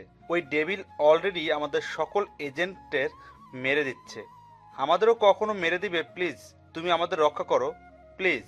আমি আগেই বলেছিলাম তোদের এই রাস্তা থেকে বের হয়ে আসার জন্য, কিন্তু তোরা এলি না। তোদের এই ড্রাগসের জন্য অনেক ছেলে মেয়ে মারা গেছে, অনেকের সংসার নষ্ট হয়ে গেছে। ভাই, আমি আপনার পায়ে পড়ি, এবার আপনি বাঁচিয়ে নিন, সামনে থেকে আর এমন কাজ করব না। শোন, তুই আর তোর ছেলে সকল ভার্সিটি থেকে তোদের সকল কিছু যদি আজকের ভিতরে সরিয়ে নিতে পারিস, তাহলে আমি তোদের কাজ করে দিব। রাহুল কথাগুলো বলে সেখান থেকে এসে আবার আড্ডা দেওয়া শুরু করে। তখন রিধিতা ও তার বন্ধুরা আসে রাহুলদের আড্ডা দেওয়ার স্থানে। রিধিতা রাহুল আর বাকিদের উদ্দেশ্য করে বলে, রাহুল, ডলি, আমি তোদের সাথে সত্যি অনেক খারাপ ব্যবহার করেছি। তোরা আমায় ক্ষমা করে দে। আজকে কি তোর শরীর খারাপ করেছে যার জন্য এমন বলছিস? না রে, আমার শরীর ভালো, তবে নিজের কাজের জন্য খুব অনুশোচনা হচ্ছে। আসলে আমি সবার সাথে খারাপ ব্যবহার করেছি, এখন নিজেকে আমায় বদলাতে হবে। তাই তোরা আমায় ক্ষমা করে দে। তোরা যদি বলিস তাহলে আমি ভার্সিটির সবার সামনে আমি তোদের কাছে ক্ষমা চেয়ে নেব। আমি ক্ষমা করে দিলাম। দেখ রাহুল তোকে ক্ষমা করে দেয় কিনা। রাহুলের কাছে গিয়ে বললাম রাহুলের হাত ধরে, রাহুল, আমায় ক্ষমা করে দে প্লিজ। আমি তো নিজের ভুল বুঝতে পেরেছি আর নিজের ভুলের জন্য ক্ষমাও চাইছি। এই কি করছেন? আমি একজন ছোট লোক ছেলে, আমায় ধরছেন কেন? আপনি একজন এমপির মেয়ে হয়ে আমার হাত ধরছেন, এটা দেখলে লোকে কি বলবে? ছাড়ুন ছাড়ুন। Rahul, please please. তখন শাকিল, আরিফ, ডলি সবাই বলে ক্ষমা করে দেওয়ার জন্য। রাহুলও কিছুক্ষণ সময় চিন্তা করে বলে, আচ্ছা যান, ক্ষমা করে দিলাম, তবে সবার সাথে ভালো ব্যবহার করবেন, সবাইকে সম্মান করবেন। তাহলে আমরা আজকে থেকে সবাই বন্ধু। হুম। আচ্ছা শুন, তোরা কালকে আমার জন্মদিন, তাই বাড়িতে একটা পার্টির আয়োজন করা হয়েছে, তোরা সবাই আসবি। শুভ জন্মদিন রিদিতা, জন্মদিনের অনেক অনেক শুভকামনা রইল। আরে এখন বলছিস কেন? কালকে বলবি তো? না রে, আমি কালকে যাব না, আমার এসব পার্টি ভালো লাগে না। তাহলে বুঝবো তুই আমায় ক্ষমা করিসনি এখনো। আরে না না, তুই ভুল ভাবছিস। তাহলে তুই কালকে আসছিস কিন্তু। সবাই জোর করে রাহুলকে যাওয়ার জন্য, আর রাহুলও কোনো উপায় না পেয়ে রাজি হয়ে যায়। সবাই যখন কথা বলছিল তখন ভার্সিটির কয়েকটা গাড়ি প্রবেশ করে, আর সবাই গাড়িগুলোর দিকে তাকায়। তখন সবাই দেখতে পায় ডনি আর জয়নাল গাড়ি থেকে নামছে। ডনি আর জয়নাল গাড়ির পেছনে কয়েকটা ট্রাক প্রবেশ করেছে। ভার্সিটি ডনি আর তার লোকেরা দৌড়ে চলে যায় একাডেমিক ভবনের দিকে। আর জয়নাল বলে ওঠে, আজকে থেকে এই ভার্সিটিতে কেউ কখনো ড্রাগসের ব্যবসা করতে পারবে না। এই ভার্সিটি হবে মাদক মুক্ত। আমি আমার সকল কিছু নিয়ে যাচ্ছি ভার্সিটি থেকে। ভালো থাকবেন সবাই। জয়নালের কথা শুনে ভার্সিটির সবাই হাততালি দিল। কিছু সময় পর জয়নাল ও ডনি মিলে তাদের সকল কিছু নিয়ে ভার্সিটি ত্যাগ করে। রাহুলরাও উঠে ক্লাসে চলে যায়। ক্লাস শেষ হলে যে যার বাসায় চলে যায়। রাতের বেলা রাহুল একটা পুরাতন ব্যাগ থেকে 2টা ল্যাপটপ বের করে, যার মডেল ছিল Apple MacBook air M2 and Asus ROG Zephyrus G15। ল্যাপটপগুলো বের করে তার পুরাতন ওয়েবসাইটগুলোতে প্রবেশ করে এবং সবার উদ্দেশ্যে একটা মেসেজ দিয়ে দেয়। রাহুল জয়নালের পাঠানো সকল ইনফরমেশন অনুযায়ী কাজ করতে লাগে। আর কিছুক্ষণ পর রাহুলের মুখে হাসি ফুটে ওঠে। রাহুল একবার সকল কিছু চেক করে তার ল্যাপটপে সেভ করে রাখে আর জয়নালকে সব কিছু পাঠিয়ে দেয়। এদিকে ডেথ ডেভিল যখন তার কম্পিউটার স্ক্রিনে বসে তখন কিছু লেখা দেখে তার মুখে হাসি ফুটে ওঠে। জয়নাল তার বসকে কল দিয়ে বলছে, বস, রাজ আমাদের কাজ করে দিয়ে এবং আমাদের সকল সিকিউরিটি সিস্টেমের অ্যাক্সেসের সকল কিছু দিয়ে দিছে। এবার আর ওই ডেড ডেভিল আমাদের কিচ্ছু করতে পারবে না। শোন, এবার তুই এই কাজটা তো করতে পারবি। আমি তোকে সকল কিছু বলে দিব। বস, কিন্তু রাজের ছবি তো আমার কাছে নেই। তাহলে? আমি দিয়ে দিচ্ছি। কিছু সময় পর জয়নালের ফোনে একটা ছবি আসে। তখন জয়নাল ডনিকে ডেকে বলে ওঠে, ডনি, ডনি। হ্যাঁ বাবা, বলো। বাবা, এই ছেলেকে খুঁজে বের করতে হবে। আমাদের বসের আদেশ। বাবা, এই ছেলেকে? এই ছেলেই হচ্ছে রাজ দ্য হ্যাকার। কিন্তু বাবা, এই ছেলে তো আমাদের ভার্সিটিতে পড়ে। মানে? আমাদের ক্লাসে আমাদের সাথেই পড়ে। কিন্তু বাবা, একে দেখে তো হ্যাকার বলে মনে হয় না। আচ্ছা, তাহলে তো শিকারকে পেয়ে গেছি। তাহলে কালকে না মেরে আগামী পরশুদিন মারবো। আর বসও আসবে। শুন, কালকে এমপির বাড়িতে ইনভাইট আছে, আমাদের যেতে হবে। আর ওই এমপির মেয়ের সাথে তোর বিয়ের কথা বলবো। আচ্ছা বাবা। পরের দিন সন্ধ্যাবেলা সবাই চলে যায় রিদিতার বাসায়। রিদিতা রাহুলকে দেখে বলে, কিরে, তোরা সবাই চলে এসেছিস? আচ্ছা বস তোরা। আর রাহুল, তুই আয় এদিকে। হুম।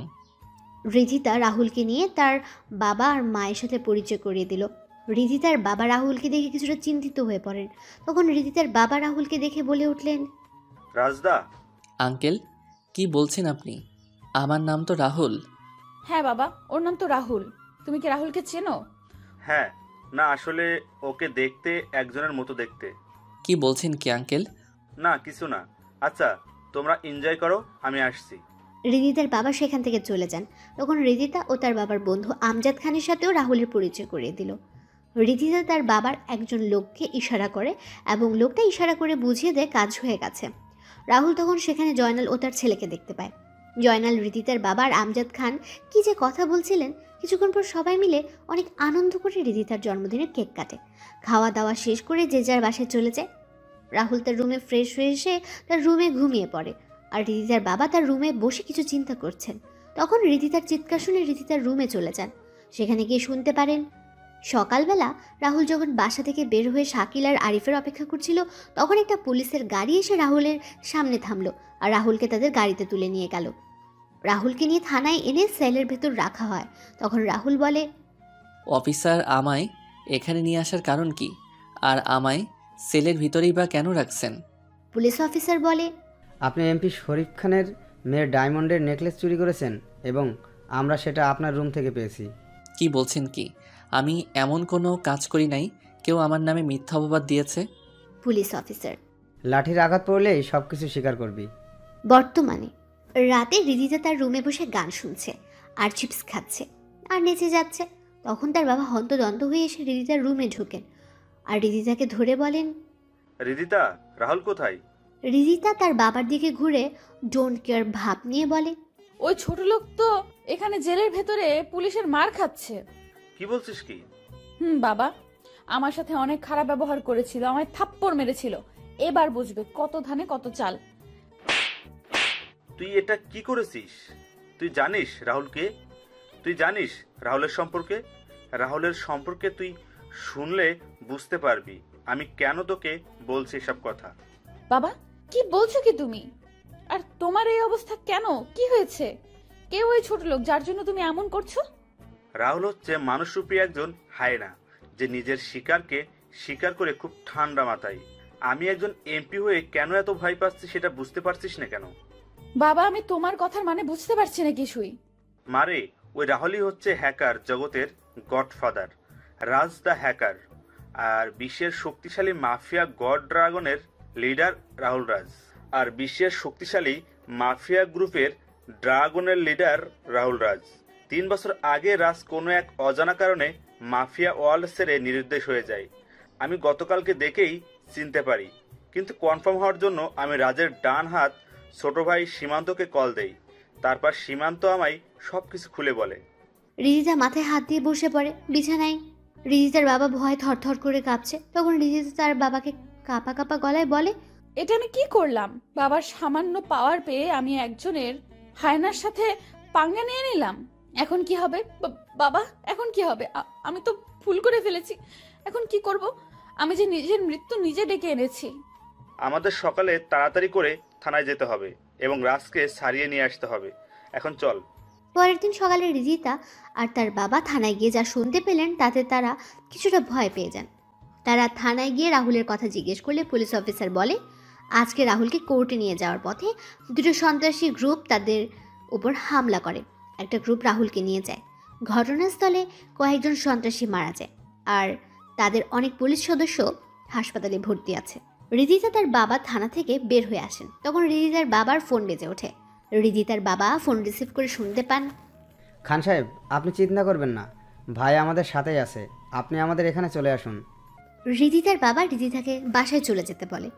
তিনি অন্য একটা গাড়ি ভাড়া করে সীমান্তের বলে দেওয়া ঠিকানায় চলে যান। এদিকে রিদিতা বাসার দিকে গাড়ি চালিয়ে আসছিল, তখনই কবরস্থানে সেই চাচাকে দেখতে পায়। রিদিতা গাড়ি থামিয়ে চাচার সামনে গিয়ে বলে, চাচা, কেমন আছেন? ভালো রে মা, তুই কেমন আছিস? ভালোই চলছে। চাচা, আপনার কাছে কিছু জানার ছিল। হ্যাঁ বল, কি জানতে চাস তুই? আচ্ছা, একটা ছেলেকে দেখি প্রত্যেকদিন বিকেলে কবরস্থানে আসে আর কান্না করতে করতে বের হয়ে যায়। আসলে ছেলেটা এখানে কেন আসে আর কান্নাই বা কেন করে? আচ্ছা, তুমি রাজের কথা বলছো? মারে, ছেলেটার পৃথিবীতে কেউ নেই। রাজের বয়স যখন 10, তখন তার মা বাবা মারা যান। তারপর থেকে রাজের দেখাশোনা করার জন্য তার মামা আর মামি তাদের বাসায় চলে আসেন। রাজের মামা আর মামি ছিলেন লোভী প্রকৃতির। তারা রাজের সম্পত্তির লোভে রাজের দেখাশোনা করার নামে রাজের উপর অত্যাচার করত। রাজের মামা মামি আর রাজের মামাতো ভাই বোন রাজকে সহ্য করতে পারত না। রাজের উপর চলত প্রাচীন যুগের অমানবিক নিষ্ঠুর অত্যাচার। রাজের বড় মামাতো বোন সুমনা রাজকে অনেক ভালোবাসত। রাজও সুমনাকে অনেক ভালোবাসত। বলতে পারি সুমনা হয়ে যায় রাজের মা বাবা। রাজের উপর কোনো অত্যাচার হলে সুমনা তার প্রতিবাদ করত। রাজকে নিয়ে বিভিন্ন জায়গায় ঘুরতে যেত। সুমনা যতদিন বাসায় থাকতো ততদিন সবাই রাহুলের সাথে ভালো ব্যবহার করত। কিন্তু ভাগ্যের কি নির্মম পরিহাস, সুমনা কোনো এক অজানা কারণে 4 বছর আগে সুমনাও মারা যায়। সুমনা মারা যাওয়ার পর রাজের পুরো পৃথিবী পাল্টে যায়। রাজ হয়ে যায়, রাজ কেমন যেন চুপচাপ হয়ে যায়। মামা মামি আর ছোট মামাতো বোন রাজকে শত আঘাত করলেও রাজ সবকিছু মুখ বুজে সহ্য করে নিত। রাজ প্রত্যেক দিন এসে সুমনা ও তার মা বাবা কবরের কাছে বসে কান্না করে সবকিছু বলতো। আমি ছেলেটার কথাগুলো শুনে বাকরুদ্ধ হয়ে যেতাম। ছেলেটার কান্না শুনে আমি কান্না করতাম। রাজ একদিন এসে কান্না করে বলে, জানো মা বাবা আপু, আজকে মামা মামি আর সীমা মিলে আমায় অনেক মেরেছে। আমার মুখে কাপড় গুজে দিয়ে আঘাত করেছে। আমার শরীরে লাঠির আঘাতে ফেটে যাওয়া স্থান দিয়ে রক্ত পড়ছে, আর সে আঘাতপ্রাপ্ত জায়গায় লেবু চিপে লেবুর রস আর লবণ ঢেলে দিচ্ছে। আমি এই যন্ত্রণা যে সহ্য করতে পারছি না, ব্যথা যন্ত্রণা সব কিছু মিলিয়ে আমার চোখের জল আমার চিৎকারের রূপ নিয়ে বের হয়ে যাচ্ছে। আমায় কেন তোমরা একা রেখে চলে গেলে? আমার পিঠে যে প্রচণ্ড ব্যথা করছে। মা বাবা আপু, তোমরা শুনতে পাচ্ছ? আমার পিঠে অনেক ব্যথা করছে। আমি অনেক গুলি খেয়েছি, কিন্তু এমন ব্যথা আমার কখনো লাগেনি। তোমরা কেন আমায় একা রেখে চলে গেলে? বেশ, কেন আমায় তোমাদের সাথে নিয়ে গেলে না? জানিস মা, রাজ তার নিজের মা আর বাবার নামে একটা অনাথ আশ্রম আর সুমনার নামে একটা হাসপাতাল তৈরি করেছে। রাজকে একটা মেয়ে তার ভার্সিটিতে নানাভাবে অপমান করত, কটু কথা বলতো, মা বাবা তুলে কথা বলতো, কিন্তু রাজ কিছুই বলতো না। কয়দিন আগে রাজ এসে আমায় বলে যায়। চাচা, আমার বোনেদের খুনিদের সন্ধান পেয়ে গেছি। এবার শুরু হবে মৃত্যুর মিছিল। সব কয়টাকে শোনাবো মৃত্যুর ভয়ানক শব্দগুলো। কি বলছিস কি রাজ? তুই, সুমনা আর সীমা হত্যা করা হয়েছে মানে? চাচা, হত্যা করা হয়েছে। তোমায় সব বলবো, তবে কাজ শেষ করে এসে। কিন্তু আমরা তো শুনেছি সীমা আত্মহত্যা করেছিল গলায় ফাঁসি দিয়ে। তবে রাজ যেহেতু বলেছে, তার পিছনে কোনো কারণ আছে নিশ্চয়ই। রিদিতার চাচার কথাগুলো শুনে নিজের বাসায় দৌড়ে চলে যায়। রিদিতা তার রুমে ঢুকে কান্না করছে আর নিজের কাজের জন্য বারবার আফসোস করছে। চাচাও কথাগুলো বলে দীর্ঘ একটা শ্বাস ছেড়ে সামনের দিকে পা বাড়ান। এদিকে শরীফ খান সীমান্তের বলা ঠিকানায় এসে পৌঁছে যান। বাসার ভেতরে প্রবেশ করে দেখতে পান ডাক্তার রাজের শরীরে ড্রেসিং করে দিচ্ছে। শরীফ খানকে দেখতে পেয়ে রাহুল বলে ওঠে, আরে আঙ্কেল, আপনি আসুন আসুন, বসুন এখানে। শরীফ খান রাহুলের পাশে গিয়ে বসেন। তিনি কাঁপা কাঁপা গলায় বলে ওঠেন, আসলে রাহুল, আমার মেয়ের অমন কাজের জন্য আমি খুবই দুঃখিত। রিদিতা হয়ে আমি ক্ষমা চেয়ে নিচ্ছি। রিদিতা এখনো অনেক ছোট, তাই অমন কাজ করেছে, তাই তো? চিন্তা নেই, আমি আপনার মেয়েকে ক্ষমা করে দিলাম। তবে ভবিষ্যতে এমন কাজ করলে আর ক্ষমা পাবে না। রিদিতা আর এমন কোনো কাজ করবে না, আমি কথা দিচ্ছি তোমায়। সেদিন জয়নাল আপনাকে কি বলেছিল? জয়নাল এসেছিল তার ছেলের সাথে আমার মেয়ের বিয়ের কথা বলতে, কিন্তু আমি মানা করে দেই। জয়নাল আমার এটাও বলে যে ওর সাথে ড্রাগসের ব্যবসায় জড়িয়ে যেতে। তো এবার আপনি কি করবেন? এই দেহে যতদিন প্রাণ আছে ততদিন সত্যের পথে চলে যাব, কখনো অসতের পথে যাব না। আচ্ছা রাজ, একটা কথা জিজ্ঞেস করতে পারি? বলেন। সীমান্তরা তোমায় নিয়ে আসলো, তাহলে কারা তোমার উপর হামলা করলো? শরীফ ভাই, তুমি জানলে কি করে ভাইয়ের উপর হামলা হয়েছে? পুলিশ অফিসার বলল। হয়তো আমার কাছের কেউ হবে, তবে চিন্তা নেই, খুঁজে বের করব সব কয়টাকে। রাজ, কালকে রাতে জয়নালের কাছে একটা ফোন আসে। তো কি হয়েছে? ফোন তো আসতেই পারে। কিন্তু জয়নাল কি কথা বলেছে তুমি জানো রাজ? কথাগুলো স্বাভাবিক ছিল না। মানে? জয়নাল বলছিল, বস, আপনি চিন্তা করবেন না।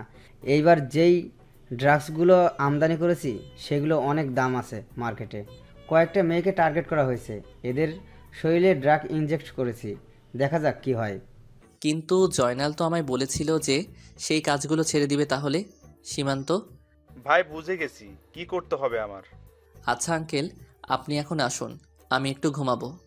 সীমান্ত আর শরীফ খান চলে যায় আর রাহুল ঘুমিয়ে পড়ে। রাতের বেলা রাহুল আর সীমান্ত বসে খাবার খেতে বসে। তখন সীমান্ত বলে, ভাই শরীফ, ভাই যা বলেছে সবই সত্যি, আর আপনার উপর হামলাও জয়নাল করিয়েছে। সীমান্ত খাবার রেখে রাহুলের দিকে তাকায়। রাহুলের এমন হাসির কারণ বুঝতে পারছে না। তখন সীমান্তের দিকে রাহুল তাকিয়ে বলে, There is perhaps no greater mystery than the sea, and no greater mystery than a lost ship. ভাই, বুঝলাম না কিছুই। আপনি জানেন তো আমি ইংরেজি কম বুঝি। সময় হলেই জানতে পারবি। ভাই, এখন আমাদের কাজ কি? এখন কোনো কাজ নেই, রিল্যাক্স থাক কয়েকদিন। খাওয়া দাওয়া শেষ করে রাহুল চলে যায় তার রুমে আর সীমান্ত চলে যায় বাসার বাইরে। সীমান্ত গিয়ে সকল লোকদের সকল কাজ বুঝিয়ে দিল। এদিকে ডেথ ডেভিল মেকানিক্যাল ভয়েস ব্যবহার করে জয়নালকে কল দিল। জয়নাল, কি মনে করেছিলি তুই আমায় থামিয়ে দিবি? আরে তুই যে রাজকে দিয়ে তোর সকল সিস্টেমের সিকিউরিটি লাগিয়েছিস, সেই রাজই হলো আমার ছাত্র। তুই যে রাজকে মারার জন্য লোক পাঠিয়েছিস, সেটা যদি রাজ জানতে পারে তাহলে কি হবে ভেবেছিস? ডেড ডেভিল তুই? আমি। তুই এই কাজ করে ভালো করেছিস। এখন আমি রাজকে সব কিছু ভিডিও প্রমাণ করে দেখিয়ে আমার দলে নিয়ে নিব আর তোকে মেরে ফেলবো, তারপর রাজকে। হা হা হা হা। দেখ, এমনটা করিস না তুই। তুই চাইলে আমরা কম্প্রোমাইজ করতে পারি। করব। তার আগে তুই যেই মেয়েদের মেরেছিস তাদের ফিরিয়ে দিতে পারবি? যদি পারিস তাহলে আমি কম্প্রোমাইজ করতে রাজি। জানি পারবি না, তাহলে রেডি হয়ে যাই নতুন খেলার জন্য। কালকে থেকে আবার খেলা শুরু হবে। কালকে কার উইকেট হারিয়ে যায় সেটা দেখতে থাক। কথাটা বলে ডেথ ডেভিল ফোন কেটে দেন। এদিকে জয়নাল মাথায় হাত দিয়ে বসে পড়ে। জয়নাল ফোন নিয়ে তার বসকে কল দিল আর বলল, বস, অনেক বড় সমস্যা হয়ে গেছে। রাজকে যে আমরা মারার জন্য লোক পাঠিয়েছিলাম সেটা ডেড ডেভিল কি করে জেনে গেছে এবং আমাদের করা প্ল্যানের ভিডিও রাজকে দেখিয়ে দিবে। কি করব এখন বস? সব কিছু যে হাতের বাইরে চলে যাচ্ছে। কিছুই হাতের বাইরে যেতে দিব না। এবার সময় হয়ে গেছে আমাদের বিগ বস এর বাইরে আসার। বিগ বস মানে? আমার বস পুরো মাফিয়া জগতের কিং বিগ বস। সে খুব তাড়াতাড়ি আসছে, বাংলাদেশে আসছে। কবে আসবে বস? খুব তাড়াতাড়ি। বস ফোন কেটে কল দিল বিগ বসের নাম্বারে। বিগ বস কল রিসিভ করতেই বস সালাম দিয়ে বলল, আপনাকে এবার বাংলাদেশে আসতে হবে। ডেড ডেভিল আর রাজ আমাদের দম বন্ধ করে দিয়েছে, আর আমাদের সকল কিছু বন্ধ করে দিয়ে যাচ্ছে। বসের কথাগুলো শুনে বিগ বস কল কেটে দিল। পরের দিন সকালে রাহুল নাস্তা করে তার প্রিয় বাইক ইয়ামাহা R15M নিয়ে বেরিয়ে পড়ে। রাহুলকে বাইকে ভার্সিটি আসতে দেখে সবাই অবাক হয়ে যায়। অর্পা আর মিথিলা হৃদিতাকে ধাক্কা দিয়ে সামনে থাকাতে বলে, আর হৃদিতা সবার মতো অবাক হয়ে যায়। রাহুল বাইক পার্ক করে চলে যায় ডলি, আরিফ আর শাকিলের পাশে। রাহুল গিয়ে বসতেই শাকিল বলে, ভাই রে ভাই, কি এন্ট্রি নিলি রে।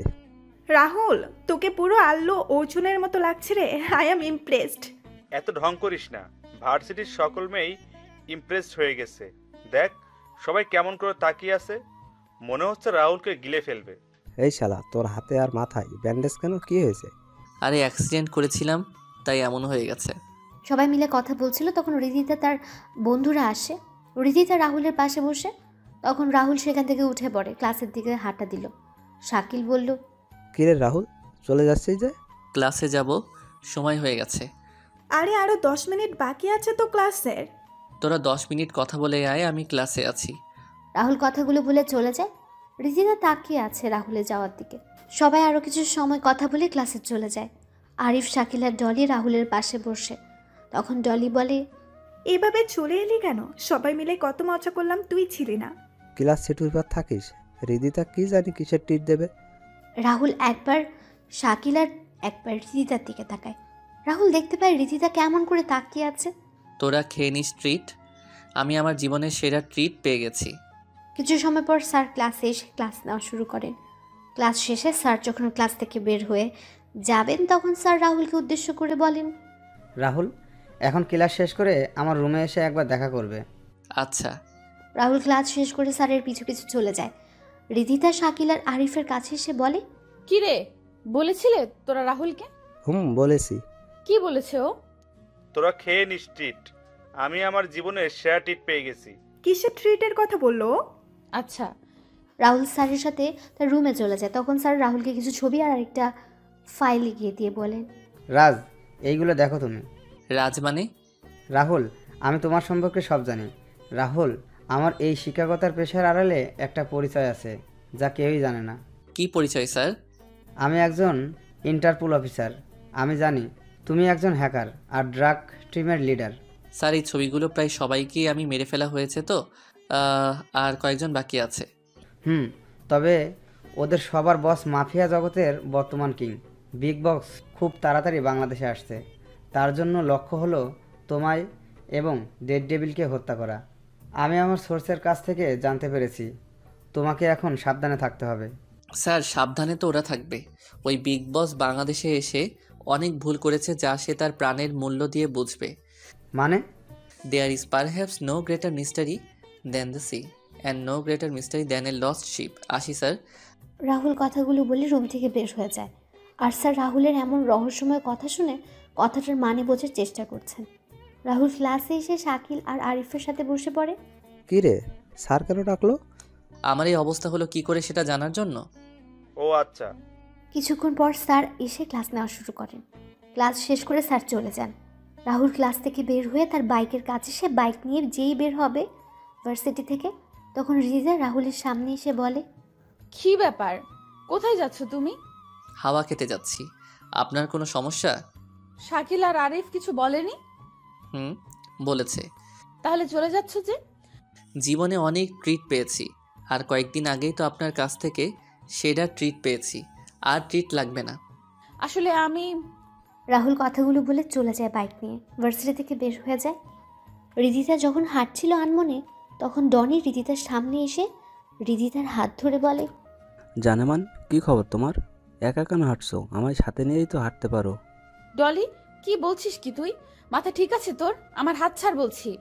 আমার সব কিছু ঠিক আছে, তবে আমাদের বিয়ের পর কিছু ঠিক থাকবে না। আমাদের বিয়ে মানে? তোমার আর আমার বিয়ে জানেমান। তোর মতো একটা নেশাখোর আর গাঁজাখোর ছেলেকে আমি বিয়ে করব? দেখ, আমার এমনিতেই মনটা ভালো না, তাই উল্টো পাল্টা না বকে এখান থেকে চলে যা, এতেই ভালো হবে। চলো আমার সাথে, তোমার মন ভালো হয়ে যাবে। আর কয়েকদিন পরেই তো আমাদের বিয়ে হয়ে যাবে। বলছি না তোকে আমার সামনে থেকে চলে যেতে, তাহলে কেন শুনছিস না? তোর মতো একটা অপরাধী ছেলেকে কে বিয়ে করবে? তোর বাপ এক সন্ত্রাসী আর তুই হলি আরেক সন্ত্রাসী, আর তোকে করব আমি বিয়ে? আরে আমার দিন এত খারাপ আসেনি যে তোকে বিয়ে করব। রিজিতা কথাগুলো বলে চলে যায় সেখান থেকে, আর টনি অগ্নি চোখে তাকিয়ে আছে রিজিতা যাওয়ার দিকে। রিজিতা সবার সাথে কথা বলে চলে যায় তার বাসায়। বিকেলবেলা রাহুল তার বাসা থেকে বের হয়ে চলে যায় তার বাবা মা আর বোনদের কবরের কাছে। সেখানে কিছু সময় অতিবাহিত করে রাহুল যখন বের হয়ে দেখতে পায় রিদিতা তার দিকে এগিয়ে আসছে, তখন রাহুল কোনো কথা না বলে তার বাইকের কাছে এসে যেই বাইক ঘুরিয়ে স্টার্ট দেবে তখনই শুনতে পায় রিদিতার চিৎকার। রাহুল পেছনে তাকিয়ে দেখতে পায় একটা কালো গাড়িতে রিদিতাকে কয়েকজন মিলে জোর করে তুলে নিয়ে যাচ্ছে। রাহুল বাইক থেকে নেমে যখন দৌড় শুরু করবে তখনই লোকগুলো রিদিতাকে গাড়িতে নিয়ে চলে যাচ্ছিল। রাহুল তার বাইকের কাছে এসে বাইক স্টার্ট দিয়ে ওই গাড়ির পিছু নিল। এদিকে রিদিতা চিৎকার করেই যাচ্ছে, কিন্তু কেউ চিৎকার শুনছে না।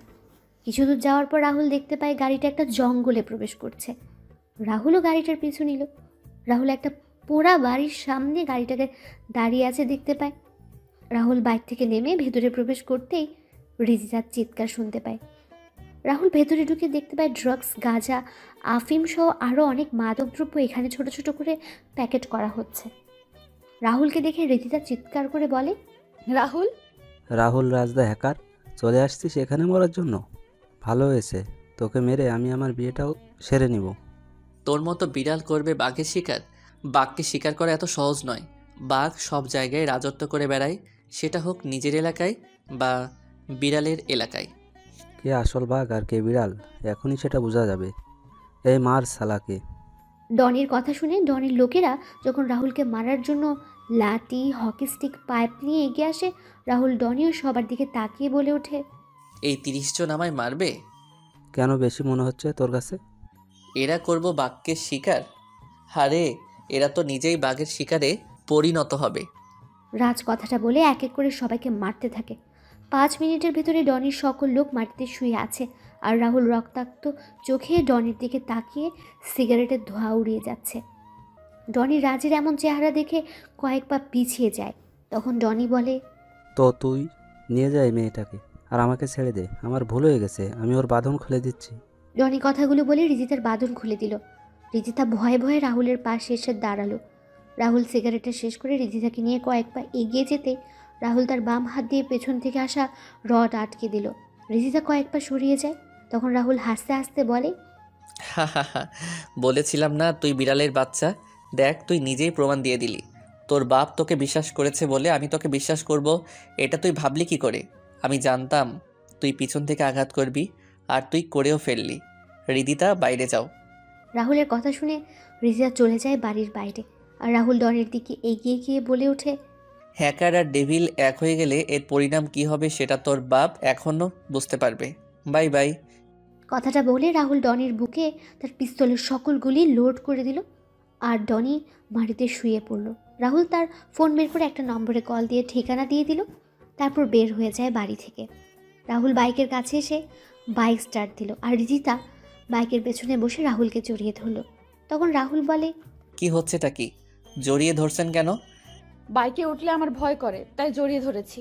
বাইকের দুই পাশে ডট লাগানো আছে, সেগুলো ধরে বসুন, আমায় ধরা লাগবে না। জড়িয়ে ধরলে কোন মহাভারত অশুদ্ধ হয়ে যাবে শুনি? আপনার মতো বড় লোকদের মহাভারত অশুদ্ধ হয়ে যাবে। আসলে রাহুল তার কানে এয়ারপড লাগিয়ে বাইক চালানো শুরু করলো। কিছু সময় পর বাইক এসে থামে রিদিতাদের বাসার সামনে। রিদিতা বাইক থেকে নেমে যায়, আর রাহুল বাইক টান দিয়ে চলে যায়। রিদিতা তার বাসায় চলে যায়। তখন রিদিতার বাবা রিদিতাকে বলেন, কোথায় ছিলে তুমি? আর কয়টা বাজে এখন? আসলে বাবা আজকে আচ্ছা, তুমি তোমার রুমে যাও। এদিকে জয়নাল মাথায় হাত দিয়ে বসে আছে তার ছেলের লাশের সামনে। তার ছেলের পুরো শরীরে ক্ষত বিক্ষত করে দেওয়া আছে, আর বুকে লেখা আছে দ্য ডেথ ডেভিল। জয়নাল তার ছেলের কবরে মাটি দেওয়ার সময় বলে, দ্য ডেড ডেভিল, তোকে আমি এমন যন্ত্রণাদায়ক মৃত্যু দিব যা তুই নিজেই কল্পনা করতে পারবি না। আমার ছেলেদের হত্যার প্রতিশোধ আমি নিয়েই ছাড়ব। রাতের বেলা জয়নাল তার বস বসে আছে বিগ বসের সামনে। জয়নাল কান্না করে যাচ্ছে, আর বস তাকে শান্ত করার চেষ্টা করছে। তখন বিগ বস বলে ওঠে, জয়নাল, চিন্তা করিস না, ডনি যেমন তোর ছেলে ছিল তেমনি আমার ভাতিজা ছিল। আমার ভাতিজা হত্যা বিচার আমি নিব খুব তাড়াতাড়ি। আগে আমাদের ডেড ডেভিলকে খুঁজে বের করতে হবে, তারপর খেলা শুরু করতে হবে। না ভাই, প্রথমে ওই এমপি আর এমপির মেয়েকে মারতে হবে, তারপর তার মেয়ে ওই রাজ, আর সবশেষে ডেড ডেভিলকে মারবো। চিন্তা করিস না, কালকে রাতেই এমপির গেম ওভার হয়ে যাবে। পরের দিন সকালে রাহুল ভার্সিটিতে এসে সবার সাথে কথা বলছিল। তখনই রিদিতা কোথা থেকে এসে রাহুলের পাশে বসে পড়ে। রাহুল তখন উঠে যাবে, রিদিতা রাহুলের ডান হাত ধরে রাহুলকে বসিয়ে দিল। রাহুল নিজেকে ছাড়িয়ে নিয়ে চলে যায় ক্লাসে, আর রিদিতা মন খারাপ করে বসে থাকে। ক্লাস শেষ করে রাহুল যখন বের হয় তখন দেখতে পায় রিদিতা আগের জায়গায় বসে আছে। রাহুল সেদিকে না তাকিয়ে তার বাইকের কাছে চলে যায়। রিদিতা রাহুলের বাইকের সামনে এসে দাঁড়ায়। তখন রাহুল বলে, সরুন, আমি যাব। আমিও যাব। কোথায় যাবেন আপনি? বাসায় যাব। নিজের গাড়িতে করে যান না? না, তোমার বাইকে করে যাব আমি। আপনি না বাইকে উঠতে ভয় পান, তাহলে? তোমার বাইকের দুই পাশে রড আছে না, ওগুলো ধরে বসবো। রিদিতা আর কোনো কথা বলতে পারল না। রিদিতা রাহুলের উপর পড়ে যায়। রাহুল রিদিতাকে পড়তে দেখে ধরে ফেলে। রাহুল বলে, রিদিতা, কি হচ্ছেটা কি? আরে উঠুন না, এসব কি হচ্ছে? সবাই দেখছে কিন্তু। রাহুল এগুলো বলছে কিন্তু রিদিতার কোনো সারা শব্দ নেই। রাহুল যখন রিদিতার পিঠে হাত দিয়ে ধাক্কা দেবে তখন রাহুল রিদিতার পিঠে ভেজে কিছু অনুভব করতে পারে। রাহুল তার হাত সামনে আনতে দেখতে পায় রিদিতার পিঠে রক্ত। রাহুল তাড়াতাড়ি করে রিদিতার পিঠের দিকে তাকিয়ে দেখতে পায় দুটা গুলির চিহ্ন। রাহুল চারপাশে তাকিয়ে কাউকে দেখতে পায় না। শাকিল, আরিফ, অর্পার, মিথিলা সহ সবাই রাহুলের কাছে চলে আসে। সবাই ধরাধরি করে ভার্সিটি একটা গাড়ি করে রিদিতাকে নিয়ে যায়। হাসপাতালে নিয়ে যাওয়া হলে ডাক্তার রিদিতাকে পরীক্ষা করে তাড়াতাড়ি করে অপারেশন থিয়েটারে নিয়ে যায়। রাহুল কল দিয়ে শরীফ খানকে জানিয়ে দিল। সবাই অপেক্ষা করছে অপারেশন থিয়েটারের বাইরে। আর এদিকে জয়নাল, বস আর বিগ বস বলছে, এবার ওই রাহুল রাজকে ফাঁসিয়ে দিয়ে এমপিকে মেরে দিব, তারপর ডেড ডেভিলের পালা। এরপর এই বাংলাদেশে আমার রাজত্ব আর আমার ব্যবসায় ছড়িয়ে পড়বে। বস, কি প্ল্যানটাই না করলেন! এক ঢিলে দুই পাখি শিকার। এখন ডেড ডেভিলকে মেরে আমার ছেলের হত্যার প্রতিশোধ নেওয়া বাকি। এইদিকে রাহুল বসে আছে অপারেশন থিয়েটারের বাইরে। শরীফ খান কান্না করে যাচ্ছে। অর্পা, মিথিলা, ডলি, আরিফ, শাকিল সবাই দাঁড়িয়ে আছে। তখনই রাহুলের ফোন বেজে ওঠে। রাহুল ফোন রিসিভ করে বলে ওঠে, হ্যাঁ সীমান্ত, বল। ভাইয়া, যে শরীফ ভাইয়ের মেয়েকে গুলি করেছিল তাকে পেয়ে গেছি, এখন কি করব? তুই ওই কুত্তার বাচ্চাকে আমার সেলে নিয়ে যা, আমি আসছি। রাহুল কথাটা বলে ফোন রেখে সবার উদ্দেশ্যে বলে ওঠে, তোরা সবাই এখানে থাক, আমি আমার একটা কাজ শেষ করে আসছি। আর আঙ্কেল, আপনি চিন্তা করবেন না, ধৈর্য ধরুন।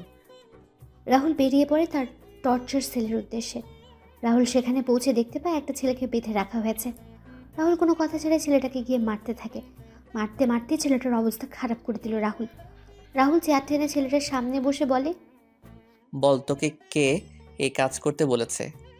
ছেলেটা কোনো কথা বলছে না, শুধু হেসেই যাচ্ছে। এটা দেখে রাহুলের রাগের পরিমাণ আরও বেড়ে যায়। রাহুল যখন ছেলেটাকে মারতে যাবে তখন রাহুলের ফোন বেজে ওঠে।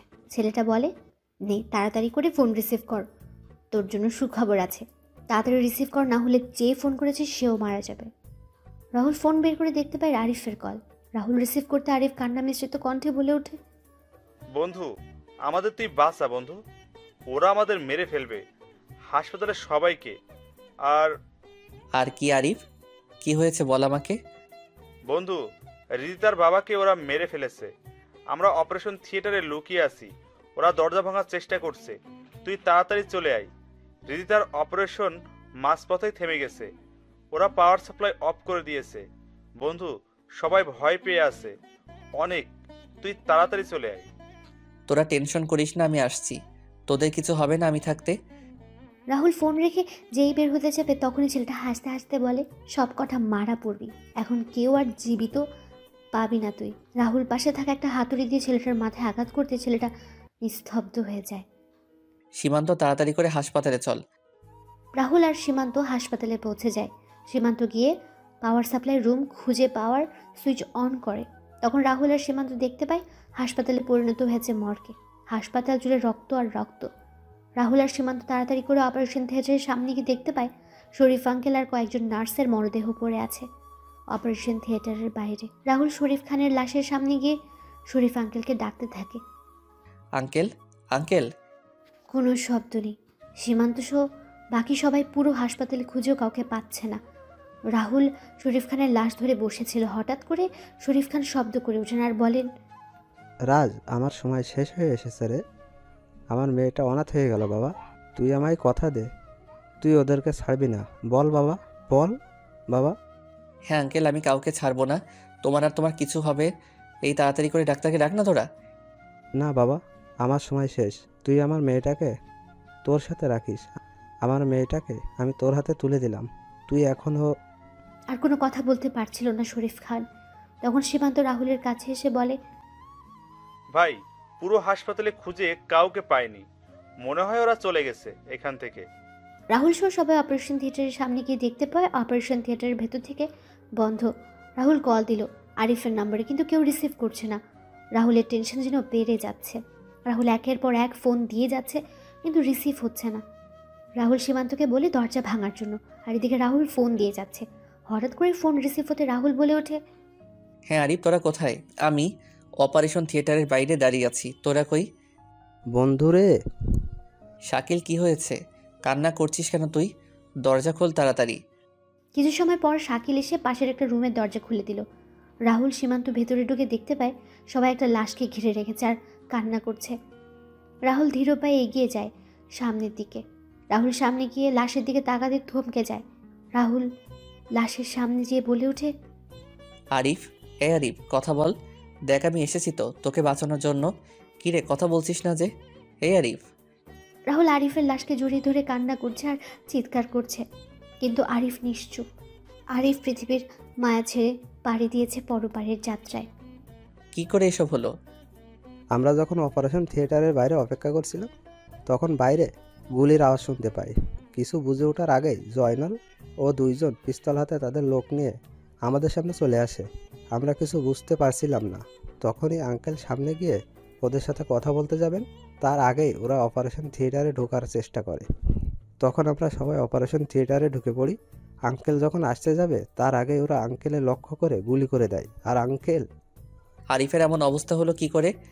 রিদিতাই বা কোথায়? আমাদের ফোনের আলোতে হৃদিতার অপারেশন করা হয়। অপারেশন শেষে প্রয়োজন হয় রক্তের, যা পাশের একটা রুমে ছিল, কিন্তু কেউ ভয়ে যাচ্ছিল। তখন আরিফ সাহস করে চলে যায়। আর আরিফ যখন ফিরে আসে তখন আমরা আরিফের শরীরের গুলির চিহ্ন দেখতে পাই। ডাক্তাররা কিছু করার আগেই আরিফ আমাদের ছেড়ে চলে যায় বহু দূরে। অপারেশন থিয়েটারের দরজা ভেঙে ওরা হৃদিতাকে নিয়ে যায়, আর আমাদের ভয় দেখিয়ে চলে যায় ওরা। রাহুল যখন সব শুনছিল তখনই রাহুলের ফোন বেজে ওঠে। তখন রাহুল ফোন রিসিভ করে আর ও পাশ থেকে বলে ওঠে, আর রাহুল রাজ বা ডেড ডেভিল নিয়ে যা তোর হৃদিতাকে 2 ঘন্টার ভেতরে খুঁজে বের করতে পারলে বেঁচে যাবে, না হলে ওই মেয়ে মারা যাবে। আমাদের থেকে সকল ইনফরমেশন চুরি করে নিয়েছিলি, তাই না?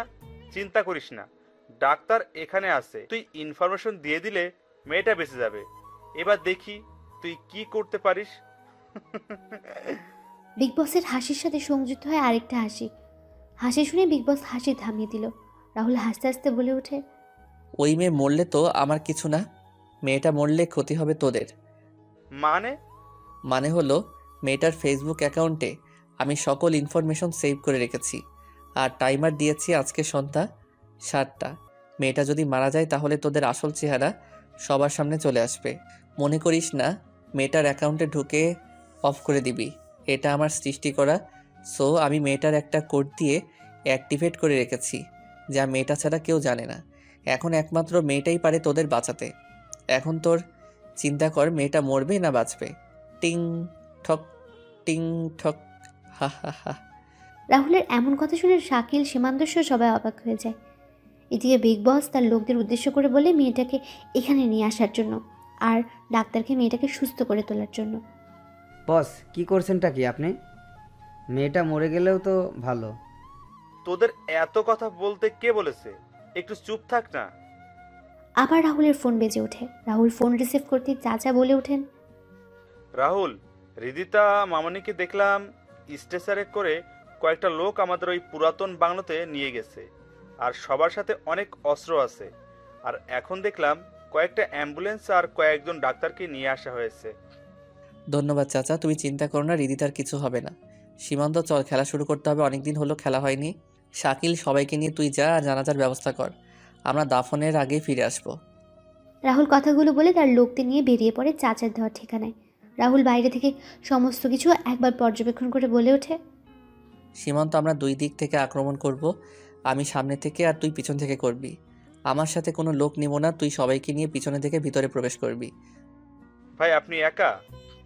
চিন্তা নেই, তোরা তোদের পজিশন নিয়ে নে। রাহুল কথাগুলো বলে ভেতরে ঢুকে পড়ে। রাহুল একজন একজন করে সবাইকে মারতে থাকে আর পেছন দিক দিয়ে সীমান্ত আর তার লোক নিয়ে মারতে থাকে সবাইকে। রাহুল যখন সিঁড়ি পেয়ে উঠছিল তখনই জয়নাল দেখেনি এবং গুলি শুরু করে। রাহুল লুকিয়ে পড়ে আড়ালে। দুই পক্ষের গোলাগুলি শুরু হয়। রাহুলের কয়েকজন লোক মারা যায়, তবে জয়নাল ও বিগ বসের সকল লোক মারা যায়। বিগ বস কোনো উপায় না পেয়ে বলে ওঠে, এই মেয়েকে মেরে ফেলতে হবে, এই মেয়েকে মেরে ফেলতে হবে। এমনি যখন বাঁচবো না, তাহলে মেয়েটাকে মেরে ফেল। আমি আগেই বলেছিলাম মেয়েটাকে মেরে ফেলতে, আপনি শোনেননি। রিদিতাকে যখন মারতে যাবে তখন রাহুল সামনে আসে আর বলে ওঠে, আমি এখানে আসার আগেই ওরে তোরা না মেরে তোরা অনেক বড় ভুল করেছিস, আর আমি এখানে থাকতে তোরা একে মারবি কি করে? মানে? তোদের বোকা বানালাম আমি। সমস্ত ইনফরমেশন ইন্টারপোল অফিসারদের কাছে চলে গেছে, এখন তোরা মারা পড়বি। এদের সব কয়টাকে এখানে বেঁধে ফেল। এত সহজ আমাদের মারা? দেখবি, দাঁড়া, সীমান্ত রিদিতাকে নিয়ে যা তো। রাহুলের কথা শুনে সীমান্ত সহ কয়েকজন এসে রিদিতাকে নিয়ে যায় আর গাড়ি করে হাসপাতালে। রাহুল পিস্তল ঘুরিয়ে কিছু বলবে তার আগে জয়নাল বলে ওঠে, তুই কিন্তু আমাদের সাথে টক্কর নিয়ে তোর মৃত্যুকে ডেকে এনেছিস। তোর সাহস থাকলে পরিচয় দে। কোন পরিচয় দিলে তুই চিনবি জয়নাল আমায়?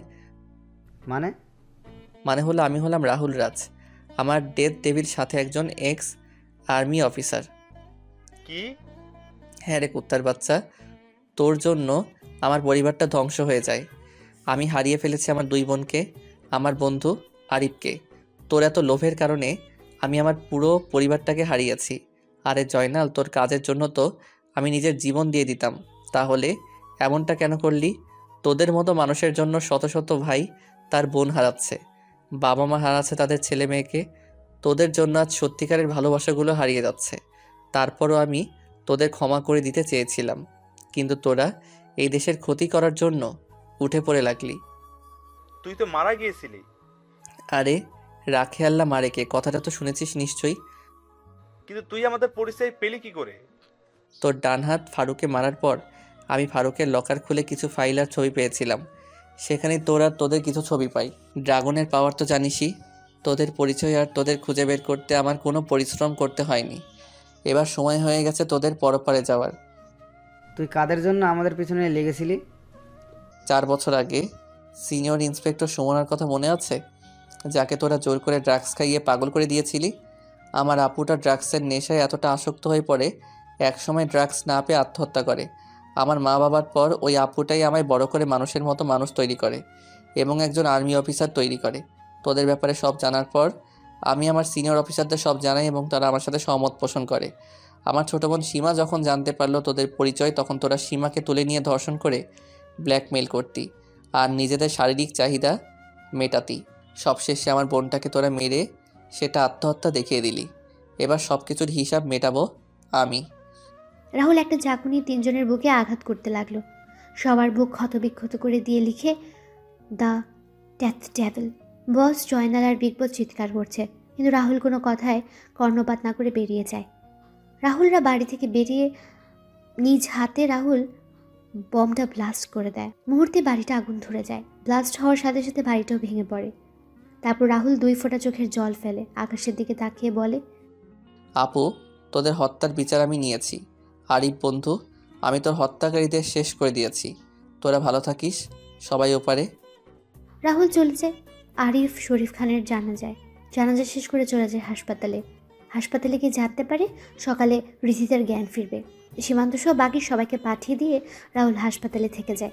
রাহুলের চোখটা লেগে আসছিল, তখনই নার্স এসে বলে দেয় রিজিতার জ্ঞান ফিরেছে। রাহুল গিয়ে রিজিতার সাথে দেখা করে। রিজিতা সুস্থ হতে 1 মাস লেগে যায়। রিজিতা তার বাবার এমন মৃত্যুর কথা শুনে কান্নায় ভেঙে পড়ে। রিজিতা এখন রাহুলের সাথে রাহুলের মামা মামির রাহুল রিজিতাকে বিয়ে করতে রাজি হয়। আজ 32 ডিসেম্বর, রাহুল আর হৃদিতের বিয়ে। এদিকে কাজী বলছে, বাবা এবার তুমি বলো। কি বলবো? কবুল কবুল। হ্যাঁ বলছি, আবুল আবুল। আমি ওর কথা শুনে একটু রাগ দেখিয়ে বললাম, কি বলছিস তুই? এদিকে সবাই হাসছে। হৃদিতা তখন বলে, তুই কবুল বলবি না আমি? ওইটা করে নেব সবার সামনে। বলছি কবুল কবুল কবুল। কাজী সাহেব আর বলা লাগে কি? না বাবা, হয়ে গেছে। দোয়া করা শেষ হলে হৃদিতা রাহুলের কানে কানে বলে, আজকে রুমে আয়, আমি ছুরি আর লাঠি নিয়ে অপেক্ষা করব।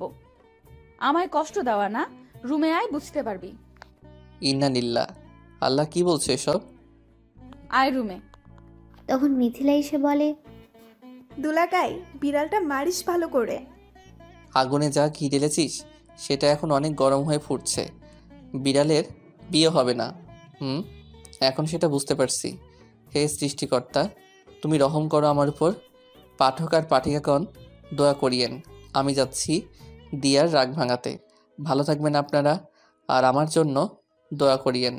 দেখা হবে খুব তাড়াতাড়ি নতুন কোনো গল্পে।